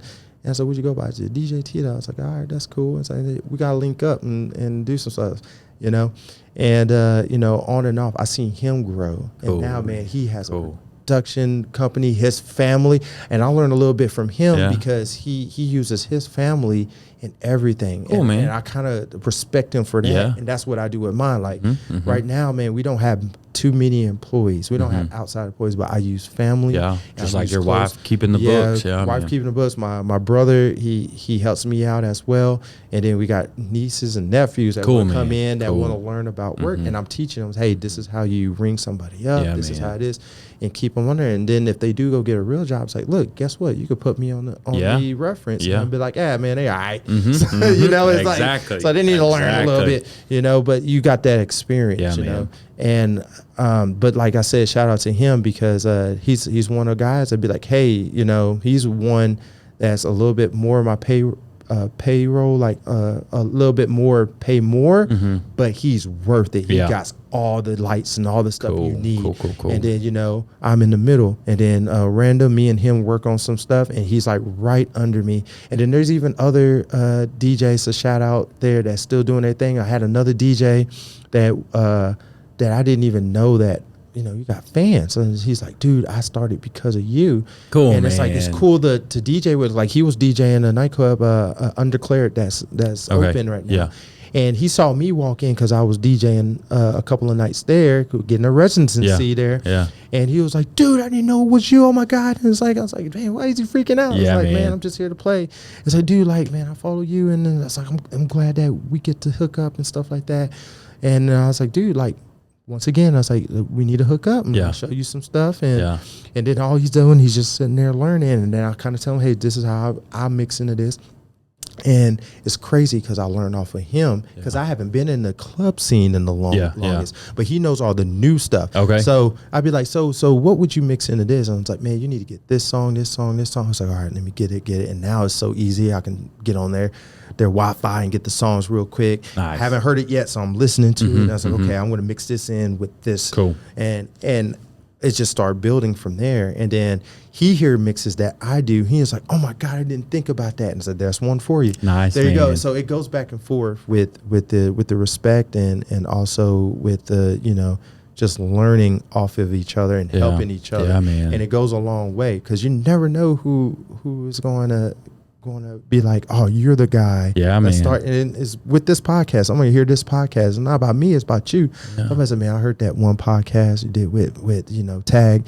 And, dude, I started my podcast because of you. Yeah. And that's basically what we try to do. Exactly. And, you know, that's exactly it. And I want people of all walks of life and different careers to come on, and because there could be a little maniac out there one day, and he's just trying to figure out the ropes right now. Yeah. And then he can come and hear you talking about just putting your stuff on layaway and saving your money up to buy that, and he can hear your story, and sure enough, he can apply that and maybe dodge some bullets that you took, and you have the stories and experiences for, and you don't have to teach them. You just put the information out there and see if they buy it or not. And then, so I was thinking while you were talking about your experiences with these other local DJs, have you seen, it's a Netflix documentary, and I think it's called The Black Godfather. It's over Clarence. I know his first name's Clarence, maybe Thompson. I can't remember his last name. But you know what? I heard of it, but I haven't seen it. He ran a record label back in the 70s and 80s. And what was the famous song? Only Sunshine When She's Gone. Yeah, you know that song. That was his. That was his big hit. Well, his record label's big hit. That was his big artist. But anyways, this Clarence, he is involved with. He's like a less popular Jay-Z. And not talented like Jay-Z, but you know Jay-Z's all in the mix of everybody's business. Yeah. Well, that's how this Clarence was, and sure enough, he was with Coca-Cola, he was with artists, he was with baseball players, and sure enough, he got young, whether it be black women or men, in the right positions and in front of the right people to advance their lives. Yes. And sure enough, I got the same vibes from you just now, talking with your DJ friends and then even with your arcade and mansion friends, man. It's just beautiful to see you not just be so laser-headed about, or if I'm not making money, then, you know, piss off, you know. Yeah. So it's a beautiful thing to see you apply all these things to your life, and it's clearly paying off. Yeah, it is. You're so admired, and I think it's cool. I can't remember if we brought it up I know we touched on it, but you had a story go viral and it's weird because most people go viral from their own video or their own picture or whatever, but someone wrote the story about you. Yeah. And then it was just your whole business model, and you're a cereal bar and arcade and blah, blah, blah. Did you have any crazy kickback from that? Did your store blow up at all? Okay, so man, the crazy thing with that, and once again, it was Jared that shared this, and the crazy thing is, I don't know Jared personally, but I followed him for a while because he's one of those. It goes out and he will sponsor you and stuff like that, cool. and push your stuff like that, Okay. And then I talked to him before, saying that. Hold on one second. Miles, you good? Almost done. So going back to it is I talked to him before, messaged him or whatnot, and the crazy thing about it is, he knows people that I know people of and stuff like that. Like that's just that thing. And the crazy thing, he knew I had an arcade. Mm-hmm. And like I said, at the time, everybody in the Dallas area was doing a arcade or whatnot. But the one thing that caught his eye that I guess, DF Dub don't have, which I thought they had, was a cereal bar. Love it. And he was like, dude, you have a cereal bar? This is nuts, And I mean, he randomly, he did a thing on it, without me, I didn't even know it till 2 days after. Yeah. And, he shared it. And I mean, and I'm very grateful about that. That was so awesome, so dope that he did that. I do appreciate that, But I mean, he did it because he wanted to. He didn't do it because I paid him to do it. Yeah. And everybody's like, you're going viral. And I'm just like, it's okay. Cool, I just like this. It's dope because, like I said, I'm not doing it because I want to get famous or want to get all the riches of, people love, But it's just so dope that one person took out of his time to be like, yo, this place has a cereal bar. I've been hearing about this place. I need to go check it out. Mm-hmm. Just one person that shared it. Yeah. And that's what I'm saying. He supported me without doing anything. Exactly what you're talking about. One special person. It's the same thing if you go out into a coffee shop and you sing your soul out every time and you doing the work. Yes, you're going to get the same people there, but it might be that one time that producer will come in and he'd be like, what? Yeah. It always that, and the same thing with you painting. You painting something so beautiful. You've been doing work for years and you feel like, oh man, I need to just quit and quit. No, you don't quit. You keep doing it. And you doing the work you're supposed to, not just paint, but you doing the work of finding out what you need to do to get your stuff seen. Yeah, man. And putting it up in galleries and stuff. And then there can be that one movie actor or something come in and be like, hey, I want to buy that painting for you. And post it on their Instagram. That one person, and you didn't know who bought it, but they posted and be like, hey, I bought this in Wichita Falls. I love this painting. Yeah. Inspiration. And the people are like, who's the artist? Who the artist? That's what it takes. It's really quick. And a lot of people now want the fast life. Amazon life. Yeah. That fast TikTok. I call it the TikTok life, to where now it's easier to get famous, but it's harder to stay in that limelight. Yes. Because the respect behind it isn't there. You can I don't do TikTok, but I have one for my business. But I go on there and it is fast. They do these 15, 20 seconds. That's funny. Let me like it. Swipe. Don't care about you no more. Yeah. That's cool. Swipe. It's kind of like the businesses you're talking about here. As soon as the next one comes, the first or the one in third place kind of turns to chopped liver and forgot about. Yeah. But there's a couple of videos on there it's how you use it, especially with Instagram. I loved Instagram when it first came out because I post stuff on there and I love pictures. I don't like posting stuff, but I love pictures and people connect it. And for a while, I was getting a lot of people that like my stuff, but now I'm to the point to where I'm like, I don't even care about it just because I'm focusing more on my business one now. And I try to throw some stuff on my personal, but I mean, it just got to the point to where it's like, I don't need it. I need it for my business. Yeah. But it's the same thing with TikTok. It's like, you know, stuff you search for is what they're going to feed you. Yeah. Oh, you yeah. know? And me, I'm into DJing, so I put the DJing in there. And then I'm also into really like lo-fi. I like lo-fi music and stuff like that, or actual artists who plays. And I still support them. And you know how I do it? Because an artist who plays on the street will record themselves. And I'm like, oh, that song is dope. And I look at his and he's like, hey, that song is going to be on Spotify soon. You know, go pick it up, or, you know, like it, listen to it. And I was like, I like that song so much, I'm going to add it to my playlist to play in Maniac's Mansion. And maybe somebody will come in and be like, dude, who is this? I was like, oh, this is blah, blah, blah. I saw them on them. That's how you support. There's different ways to support than just giving us money. I agree. We want the money, but I'd rather for you to support us with your heart versus your pocket. Yeah, man. You know? Yeah, we still need, you know, that pocket for sure, because we got light bills, we got babies to feed and everything else. But yeah, just I was telling Raquel, my wife, as soon as I launched the show, and then just the overwhelming amount of support that I got, I was like, it's almost hard to process, because I know what I've put into this, and I'm finally getting, you know, the fruit of my work, the fruit of my labor.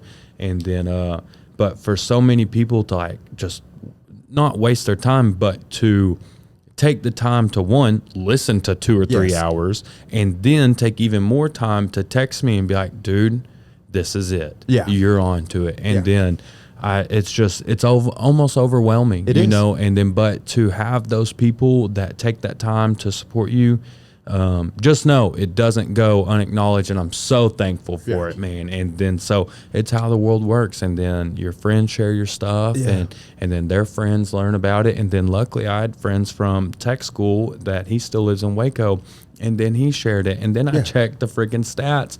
Selena, the badass artist that came on, her sister lives in Greece. I checked my stats, and it said 1 listener from Greece. And I was like, good. I know who you are. Selena's sister, if you ever watch this one, I saw that. Thank you. But dude, the next day or the day after that, someone in Switzerland watched it. Yeah. And I was like, oh my God. Yeah, that's what it's about. Yeah. That's what it's about, man. So, I mean, saying that's going viral, that's new school going viral. Let's talk about old school going viral. Yeah. So Texas Country Reporter, been on for years. Okay.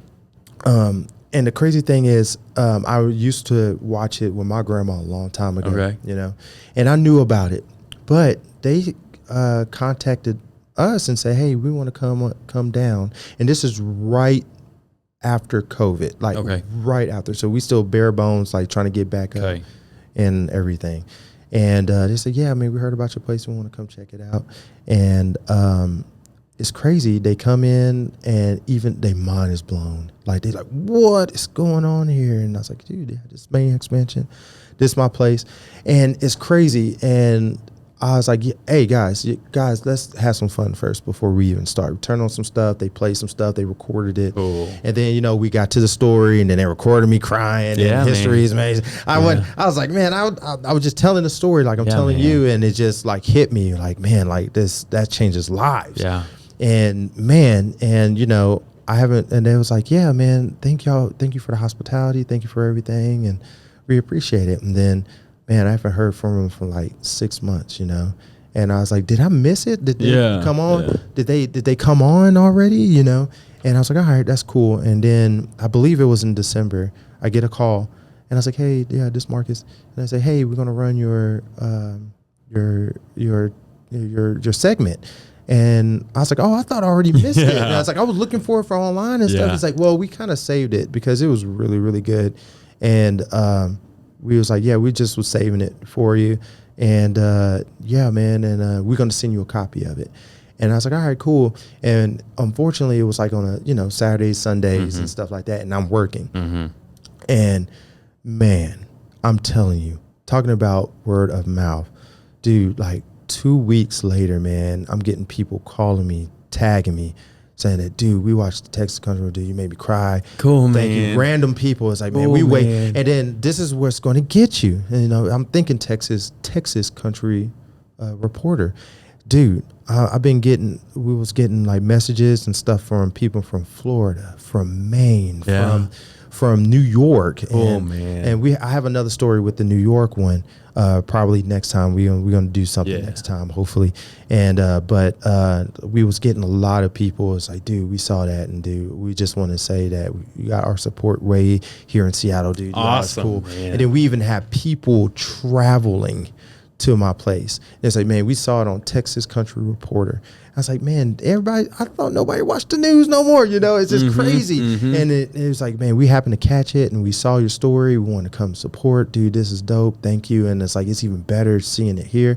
And this was like, you know, like I said, 6 months out. I improved since then. And people was just like, man, they come from all the way from San Antonio, from Houston. I was like, they come from major cities to come to Wichita Falls, Texas. Yes, man. And Love it. This is proof, man. If you watching this right now, this is proof. As you put something good here, people will come. Yeah, like, man. you need to put something that everybody will be on par from. And that whole, to be honest, that whole like couple of months kind of was like, more people from out of town came to support me than the people in town. Yeah. And then I was like, man, that's something telling you right there. I was just like, you know, the good and the bad. It's like people will come and travel for your people. But then also on the real talk, people in town don't even know that you exist. Dude. Yeah. From, you know, and I'm just like, guys, y'all guys know me. And they're like, oh, man, we need to come down there. We need to come down there. So I don't stress it. You know, it's kind of the same thing. Oh, man, we need to watch your podcast. But you see the numbers. You see people, you know, and like you say, you know that one person from Greece saw you. It's like, we know, guys. Yeah. So if you really want to come see us, you know where we at. Come downtown, check us out. That's it. We don't have to go get, you know, $1 million of advertisement and stuff. Yeah. This is a small enough town, but a big enough city for you to know where we at. Yeah, man. Don't see me in public getting a whole bunch of gallons of milk and a whole bunch of waffle crisps and be like, oh man, we need to come to your town.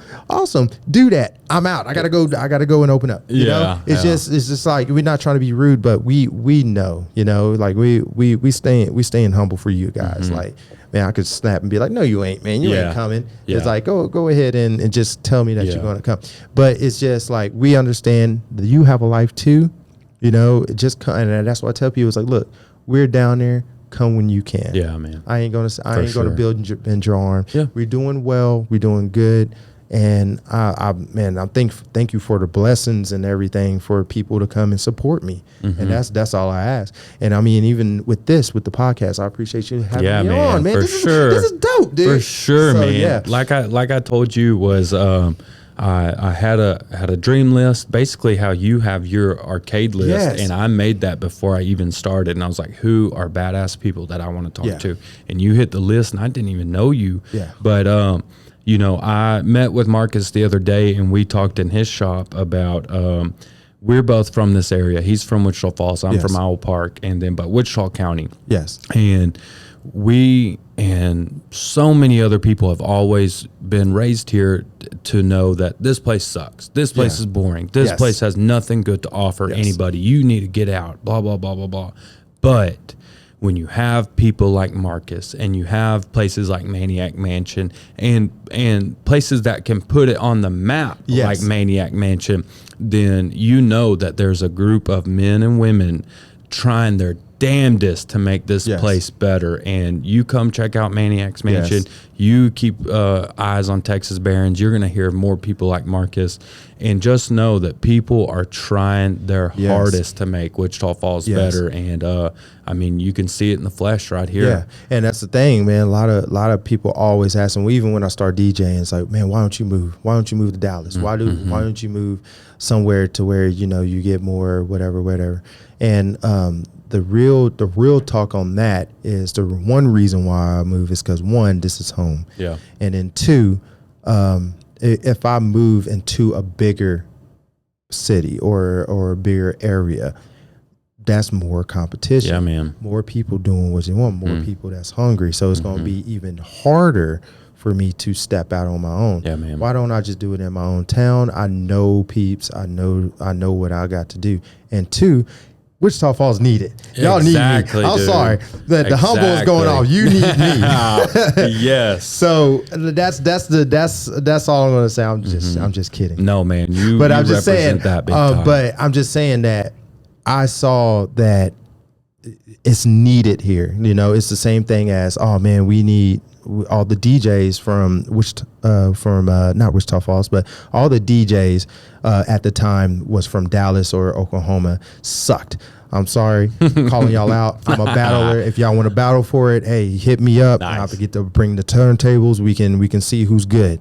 But that's where I learned that I get a lot of people say, man, I'm paying $12,000 for 2 hours for a DJ, and he doesn't even with the crowd. Oh man, you can get me for $400 and I'll rock it for $400. And hey, and we're gonna have a good time, you know. And that's at the time. That's yesterday prices. But I just they're going up. Inflation is real, people. But that's the thing. I learned that because I want to represent my town. You know, I want to represent. Man. You know, everything that I wanted to do. And I want to make sure people know that I'm from, you know, Wichita Falls, you know. I mean, there's a lot of good peoples that came out of here.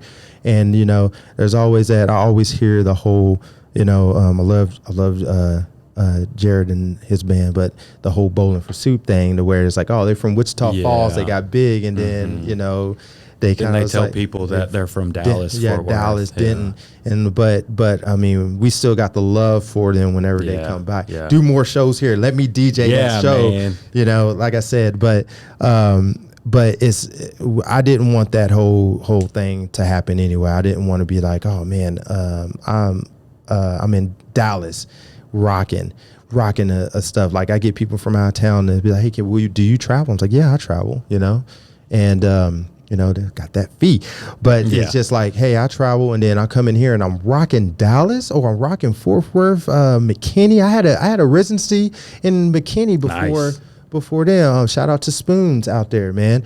Hopefully we get back to doing that. Yeah. But it's just like, man, I was rocking their side place, the Garage, man, and people are asking me, dude, where from Dallas you from? I'm like, no. Up north, 2 hours away, Wichita Falls. I'm coming to rock the party for y'all guys. And I was like, dude, where you come from? You know, and people are amazed that I'm from this town, and I want to represent this town. Yeah, man. But the town have to do the exact same back. It has to support me as well, not just with Maniac's Mansion or with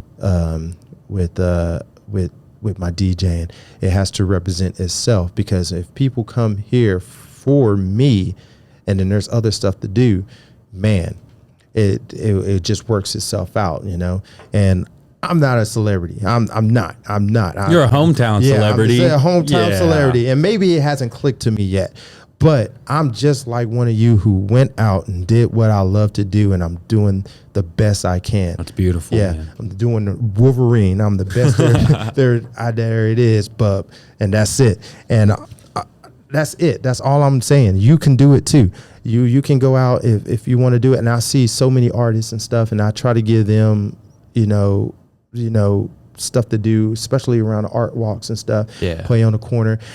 We have a whole bunch of people who does art that I buy product from to sell in my store. Cool. Not that we on a consignment.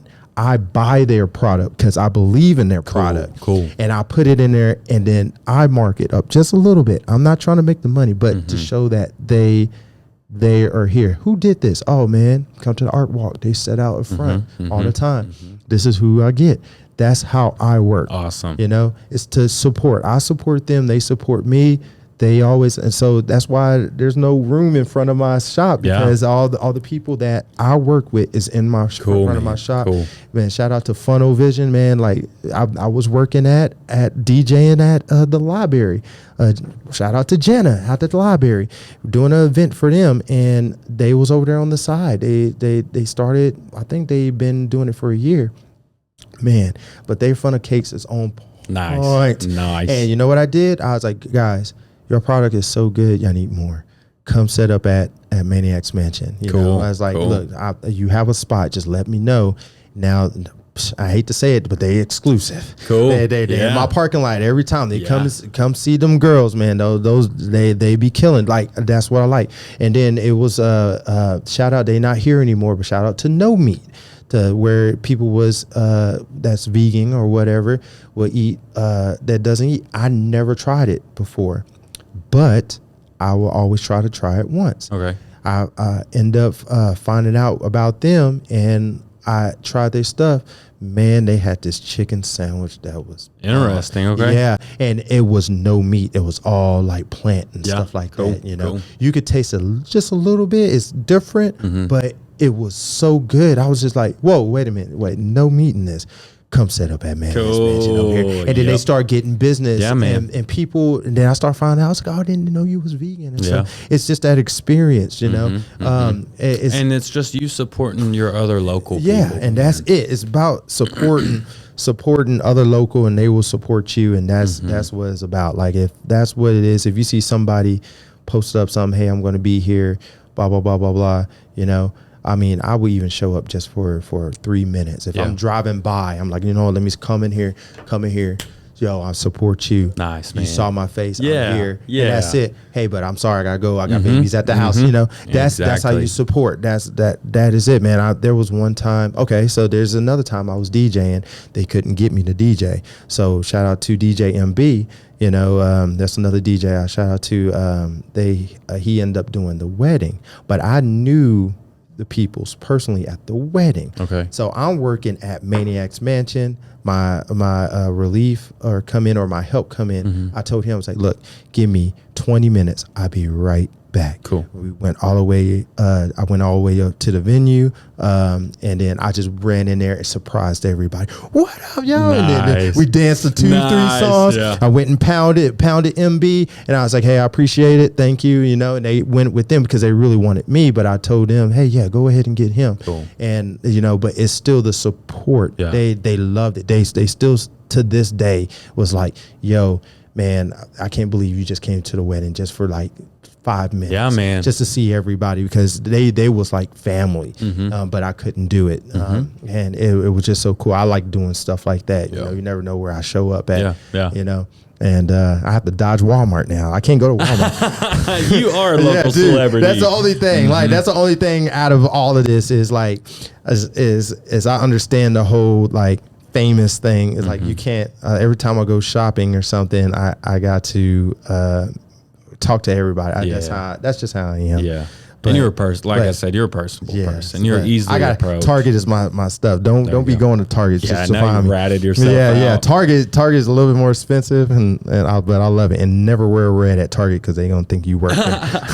Well, man, I wanted to say one thing, and we can wrap up. But we were talking about, you know, the city and doing better for it, and representing it. And I've been so upset with the city, whether it be the city council or the. I mean, I'm not gonna put the blame on the mayor, but the city as a whole. And I was like, man, we could just move to somewhere similar that has another place that's 100,000 or so people, that's willing to grow and willing to work with the citizens and yada yada. And then I was like, but I was thinking worst case scenario, we could move back one day if we wanted to. But I was kind of thinking, man, that's almost a coward's way out, because someone else could put the groundwork in to be making Wichita a beautiful place. Like I said, with Wichita Falls, I love you guys, but there's some stuff that needs to change. I know people are always saying I'm not going to run for mayor. No, I'm not doing that. Everybody's like, oh, Marcus, you need to run. Nah, man. Now, if I could do it as a campaign and know I'm going to lose, I do it. But that's the problem. You may pull it out. I might pull it out. You know, that's more of a like, okay, I'm about to retire everything. And, you know, I DJ in my own campaign party and everything down at the mansion. But like I said, man, like we just all need to come together. I mean, just as an example, you know, like I said, this is real talk. Like, for example, Wichita City or Wichita Falls need to get with downtown development, with projects. Yes. And I feel like that's just one thing that, you know, and I don't talk about politics, but that's the one thing I see as a resident of downtown that needs to be worked on. And that's the only thing, like, you know, the city needs to support downtown because that's part of your city. I mean, it's the heart of the town, man. So, and then you're making your heart die, you know, because you know, y'all trying to push everything to another side, you know. And I mean, that's the thing.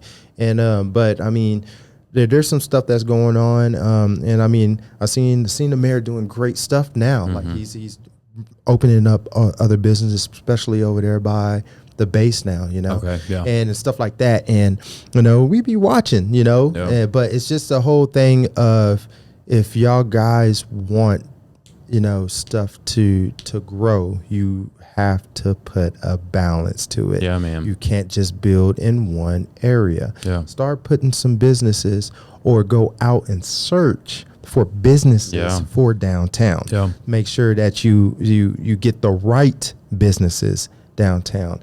And, you know, that a lot of downtown, been to a couple meetings, and it's true that a lot of downtowns is in different sections, and they've been wanting to do sections like that. So why don't you search out for more things for that section? So, you know, we got our bars already. We're good, you know, bars. We got our restaurants already. It seems like everybody's doing good.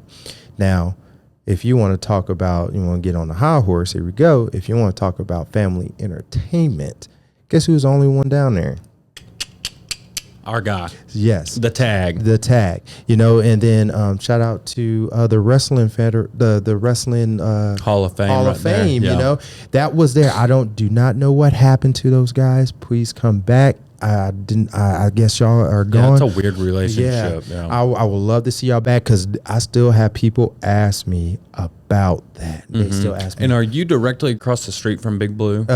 I'm basically behind it. Okay. So I'm behind it. Yeah, that's right. So and that's who we under. We under Big Blue. Them. Thank you for giving me the spot and stuff like that. And hopefully we get to expand and do some more other things. Does the company that owns Big Blue own the apartment building you're under? Yes. So the city center. I'm gonna get your landlord on this show. Yes. Okay. He yeah. is awesome. Yeah. Man. Yeah. He's an awesome dude. We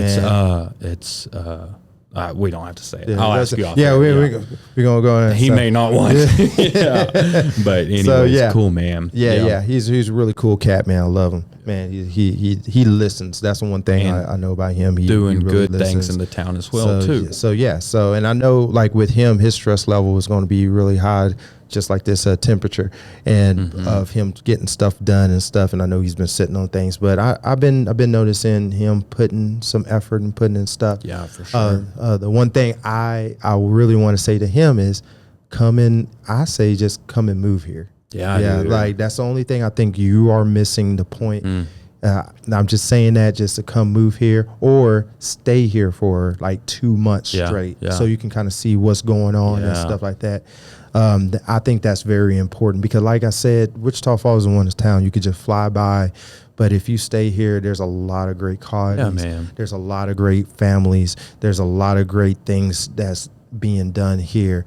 I just feel like some of the focus of things that's being done is the wrong direction. You go in the right way, but just the wrong direction. Yeah, I got you. So but other than that, man, like I said, I love Wichita Falls, man, and I mean I wouldn't change it, except for being closer to cities that's 2 hours away every direction. Right. Yeah, but that's kind of the whole. That was the whole reason behind this town was they needed a stop between OKC and DFW or whatever. So treat it as a stop, like, you know, treat it as like, hey, people, if you want some local, get local people, everybody local downtown, so people can go down there. I say put a downtown sign on the exits so people can know to exit downside, so that where there's food, entertainment, and stuff like that. Get some more family-oriented entertainment downtown. That's it, man. We going into a different podcast. Yeah, now. I know it, So, man. But I'm just saying that's my feelings on it. It's just like, I'm not open all the time, so that'd be great if y'all get something down Right. there.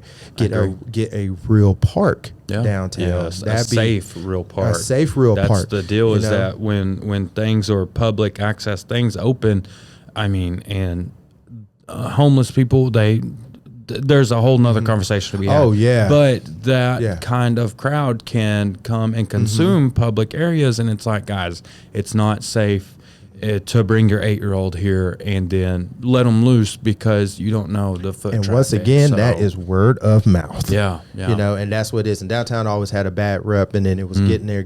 COVID happened, Yeah. and then now it's starting over again. Yeah, I agree. But it's just the whole thing is, I would love for everybody to come downtown, but if I was on the business side of it, and like I said, I've never been in business, I will go and seek out certain things to come downtown. Cool. Don't just have anybody Yeah, come yeah. downtown. Have, if you want to do a certain section, be like entertainment section. Let's get these. If you want to do a shopping section, let's do these. Yeah. And then be like, hey, you were in this entertainment section. Can we move you to the shopping section? And we will help you out. And hopefully the city will help with that as well. That would be cool. That's the only thing. I don't want to be on the board or anything, but that's just some suggestions. If you listening, that's what make downtown great, because a lot of people is moving from downtown just because is how they say it is 5 years slow. Yeah. So, and we always been getting that. Yeah. And the thing about with people moving back to Wichita Falls, because it's a great town, and everybody's saying that it's a black hole, it's because the people who see a black hole is just like, oh, that's just bad, and you're coming back, and then you just stuck there, whatever. But you gotta remember, a black hole was a dying sun. So if you can come back to this black hole and make it to where it's the sun again, I don't know if that's scientifically possible. You gotta look that up. It may not, but it can happen here. It is if you can come back. It's not that it's getting it's sucking all the life out of whatever it is. It's just like the people that's here can make that black hole relatable. Again. And disappear. But man, it's going to take people like you and your business and your entertainment to draw people in from Houston or San Antonio, wherever, and get them here. Yeah. But man, we've been doing 3 hours. Oh man, is that a record? 25, maybe. Probably it's up there for sure. Do you got anything? But- I'm on the other side. Do you have anything that you always want to know? Want to say something kooky, whatever? Anything before we cut off? Like I'm giving you that chance. You'd be like, man, so what's up with that? Man, that I mean, scandal or something. With your story, I don't have any. I know that we hit on every big topic that I wanted to talk with you, but I mean, to the whole town, basically, what we were just kind of ending on is just support downtown. And there was a fellow on Facebook a while back that. The conversation came up with the goat scooters. Yeah. And then it was Texoma's homepage was talking, and they released an article about it. And then someone commented on there and said, people still go downtown. Yeah. And I thought, I didn't comment, I didn't say anything, but I thought to myself, that's someone that doesn't, or that lives in a hole, because downtown is coming back to life. And I've said it several times now. This town started right here on that railroad track. Yeah. Right here on Scott Street and 8th, and so it's gonna regrow from right here on that little grassy knoll, and just show your local people some support, and show downtown some show support. Local people support, man. Also go show support for that restaurant you've been asking for like 3 years, so it won't get shut down. Just show support, and that's it. That's about it, man. We got some great people still. I hate to say, we got some great people still that's hanging out in the mall, man, and they're doing a living there as well. Shout out to Nexus, man. They just moved to the mall, man, and I talked to them the other day. They doing great things in there for D&D and stuff like that. And then Flash is out there, and he's doing everything with his main event stuff. Cool, man. Cool. And stuff like that, and they trying to keep that mall alive. Yeah. And I mean, you can say whatever you want, but your last resort, it was going to the mall, no matter what, So. I wish I could personally take all those badass businesses there and be like, look, we have a home for you right here downtown. You know, and because so many of them are perfect fits, whether it be the gaming one or there's a cool selfie thing. Yeah, now. yeah. You know, so like I just said, fun like stuff. man, it's And just a new computer shop too just opened up there. yeah. So like I said, like I feel like they need to have a search talent to go out and at least talk to these businesses and be like, yo, we got these buildings, but then again, it's all down to the building management of that building to not go too much up on their rent, and also to finish their buildings. Yeah. That's the biggest, because if you know, you go into a building and be like, oh, it's gonna be this much a month, and be like, okay, cool, but you got to go fix this bathroom, or you got to put this roof back on. You got to do it. You got to spend. I'm like, what? No, man, I'm just renting. Like I ain't buying. See, and that's the thing too. Another thing with downtown is, you know, we got people that's renting and we got people that bought their building. People that bought their building is comfortable. The people that's renting is the ones that's leaving, and usually the ones that's renting are some of the best businesses. Yeah, man. You know, so that's the only thing. And then we're seeing that right now with our farmers market whole ordeal. So that's a whole. We'll save that one for next time, because we could do another 3 hours on that. Yeah. But man, Marcus, I'm gonna give you the floor to plug all your socials,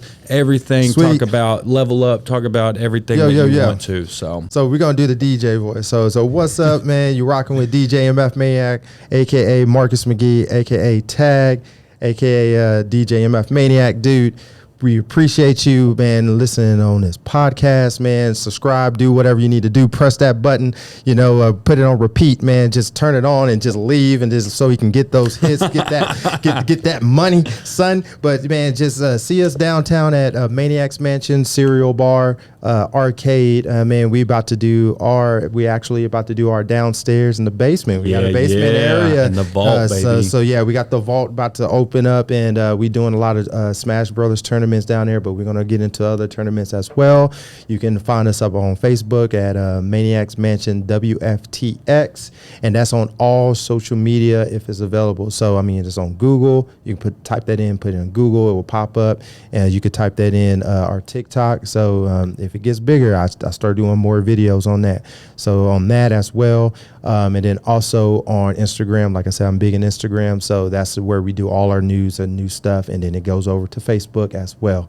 And then personally, you can hit me up, Maniac McGee 01, and that's on all social media as well, even on video game stuff. Cool, too. man. So, cool. But other than that, man, yeah, Rock the Party DJ service, Tags Imaginations Inc. That's under that umbrella. So Cool. yeah.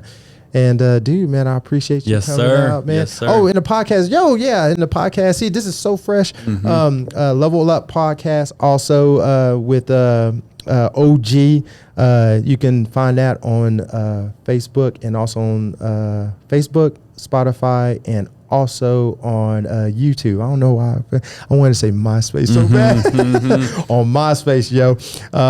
And you can search VFam. Yeah, so VFam, and it's all under him. I'm the co-host on that one. So, you know, we just doing that. And then shout out to everybody that gives support. Shout out to the future supporters. Man, I appreciate you. Yes, sir, man. Yes, I sir. didn't. You know what? I didn't even think this gonna last this long, man. Yeah, like, and I was here like, we man, are. I got a couple of stuff, man. We're gonna 3 be like an hours hour. and Yeah. 48 minutes right Yep. now. Yeah. We got to get you to work, man. So thanks again, Marcus. Appreciate it. MF Maniac. I'm so glad you came. Yeah. And in a couple months, we're going to hear back from you. Yeah, most definitely. Oh yeah, we need to talk about that real quick. So y'all guys who scared of putting MF Maniac on your flyers. All right, so here's the story. So when you rewind this all the way back to the beginning of this thing, when you hear it again, listen to that story. Then you know where MF came from. But it's not what you think it is. You know, it's not, you know, your mom's favorite. It's not that one. All right, it's Mucho Fro. So now it's DJ Mucho Fro Maniac. That's what it is. There you go. It's family appropriate. Yeah, it's family appropriate. So please put that on your fire. Stop calling me DJ Marcus, because there's a Mexican DJ that's named that. That's why I've been telling y'all for 7 years. If you tag DJ Marcus on it, he's going to get the credit. There you go. That's why our DJ names are special for that reason. So if you search DJ MF Maniac, I will pop up. If you go right now and search DJ Marcus on Google and see what pops up right now. Oh yeah, do it right now. We wait. And there you have it. There you go. All right, man. I appreciate you, and I'm your fan. I'm your customer, and Yeah. I'm gonna continue. And then now you're my newest friend. So Yeah, do I'm anytime. so thankful. So, yeah. anyways, if you like this, remember to like this, share, tell your friends, subscribe. I don't know, anything that the app has to offer, do it. So just be a part of the machine like the Yes. rest of us. But anyways, thanks everyone for listening, and you heard it here, Marcus McGee. Appreciate it. Yeah, hit that button. Bing bong. Thanks everyone.